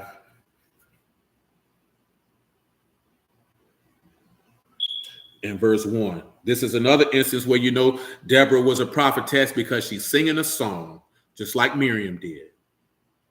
Then sang Deborah and Barak, the son of Abinum, on that day, saying, hallelujah, for the avenging of Yasharal, when the people willingly offered themselves. Hear, O you kings, give ear, O princes. I will sing unto Yahuwah. I will sing to Yahuwah Alahym of Yasharal. Yahuwah, when you went out of Seir, when you marched out of the field of Edom, the earth trembled, the heavens dropped, the clouds also dropped water. The mountains melted from before Yahuwah, that Sinai from before Yahuwah Alahym Yasharal. In the days of Shamgar, the son of Anath, in the days of Jael, the highways were unoccupied, and the travelers walked through byways. Of the villages ceased, and they ceased in Yasharal until that I, Deborah, arose, and I arose a mother in Yasharal. What is a mother? Of course, you know that is a mother. Her relationship, Deborah's relationship to the people in a figurative sense. And that's what you see with the elder women in Titus. And that's what it said in Timothy, to treat the elder aged women or the elder women as a mother. So that's telling us that if Deborah rose up as a mother in Yasharal, that means that this was an older woman. You understand? That was an older woman. All you have to read in 1 Timothy 5, what it said, the elder women as mothers.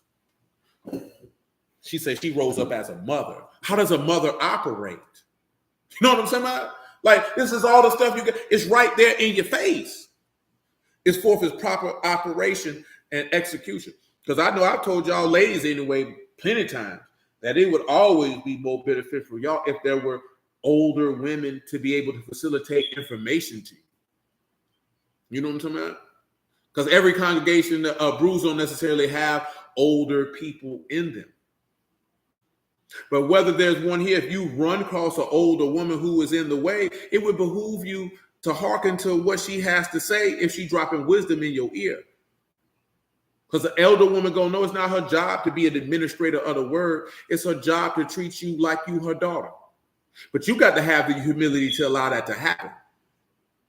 You know what I'm talking about? But hallelujah for Yahushua in the word, man. We're gonna start right there, man. I appreciate y'all time. We went a little over. Ain't no little. Went greatly over. About 40 minutes. But let Yahuwah be esteemed. That'll save me time on the back end on another day. Because I say this is a drum. We're listening. All we're doing, because we still got other offices to look at. There's the offices in the body, the qualifications. Of course, the execution of how the people supposed to behave is kind of going to be intertwined into that. And then we get into offerings. And then y'all willing, we complete this here, man. I get where, because I know Monte said he had to Zoom. I get with that. We get that set up. We run that down so that we can go, amen, so that we can do what we need to do. Yes, sir. So on what Brother Marvin and peace, Brother Omar and Brother Robert presented. Amen, Sister Regina. Amen, Brother Joseph. You know what I'm talking about? So we can get it in line how we need to get it in line. You know what I'm saying? Because there was nothing wrong with the presentation, the information. We just got to make sure it's in line with what we're supposed to do word-wise, and we'll be good to go.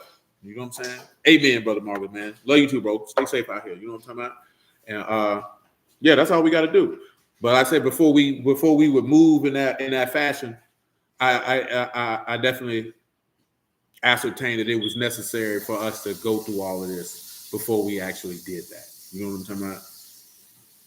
So that we can know fully what's required of us, why it's required of us, and how to execute that.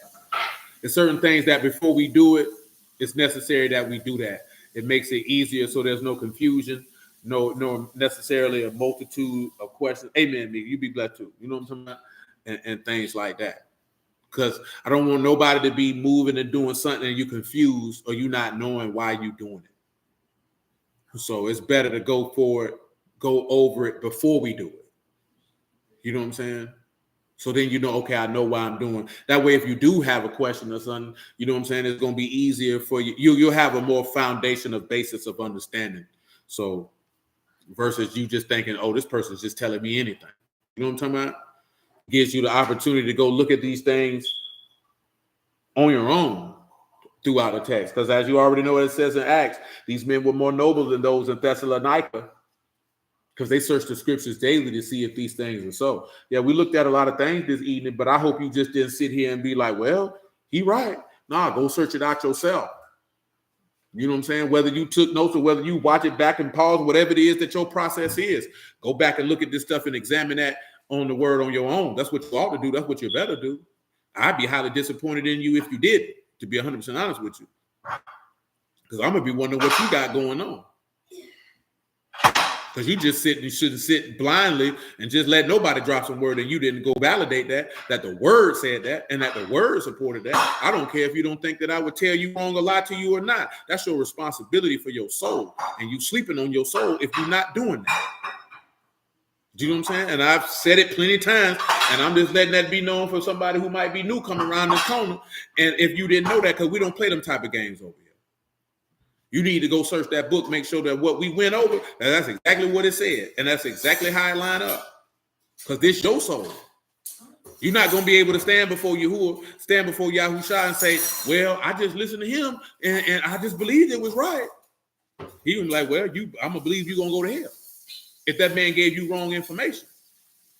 It is your duty for your life and your soul to make sure the information that you receive is what the books say. Again, he found those more noble than those in Thessalonica because they searched the scriptures daily to see if those things were so. Paul wasn't offended that them people did that and checked behind him. Yahushua wasn't offended when he told them people word and they went and checked behind them. Man, if any man giving you word and he gives you went back to check behind to make sure that's what the book said, that man not a God. Because there ain't a man of God walking this earth or whoever walked this earth would be offended by that. That's what you're supposed to do. That's what you ought to do. And I hope that's what you're doing. Because if you're just sitting there mindlessly looking and like, yeah, he's dropping the word, you need to reevaluate your life and your thought process. You know what I'm talking about? Don't be that trusting to nobody. You know what I'm talking about? Not with your soul. You better make sure that's what it say.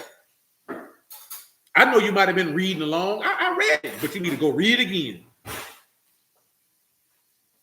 That's why the wife got full rights. That's what the book say. See, and on top of that, what did that mean? If a husband was to die and they had no kids, then the wife would inherit everything that he had. A concubine don't inherit nothing. You know what I'm saying? She got full rights all the way around the board because they have a covenantal agreement. You don't enter into a covenantal agreement with a concubine. Go search it out. Look for yourself. What covenant did Hagar have? What covenant did Bela and Zilpah have? What they have? They ain't had one. You ain't got to take my word for it. Go search it out. But I appreciate y'all. I bless y'all the house of Alahym in the name of y'all. I love y'all. Yahuwah will it, man. We'll be back on the Sabbath. And we'll make it do what it do, man. Don't let them people scare you out there with them fireworks and think they shooting them. You know, some people like to use them fireworks as a cover to be out here shooting. You know what I'm talking about? But y'all be safe out here and keep on rocking and rolling. Y'all willing to the Sabbath.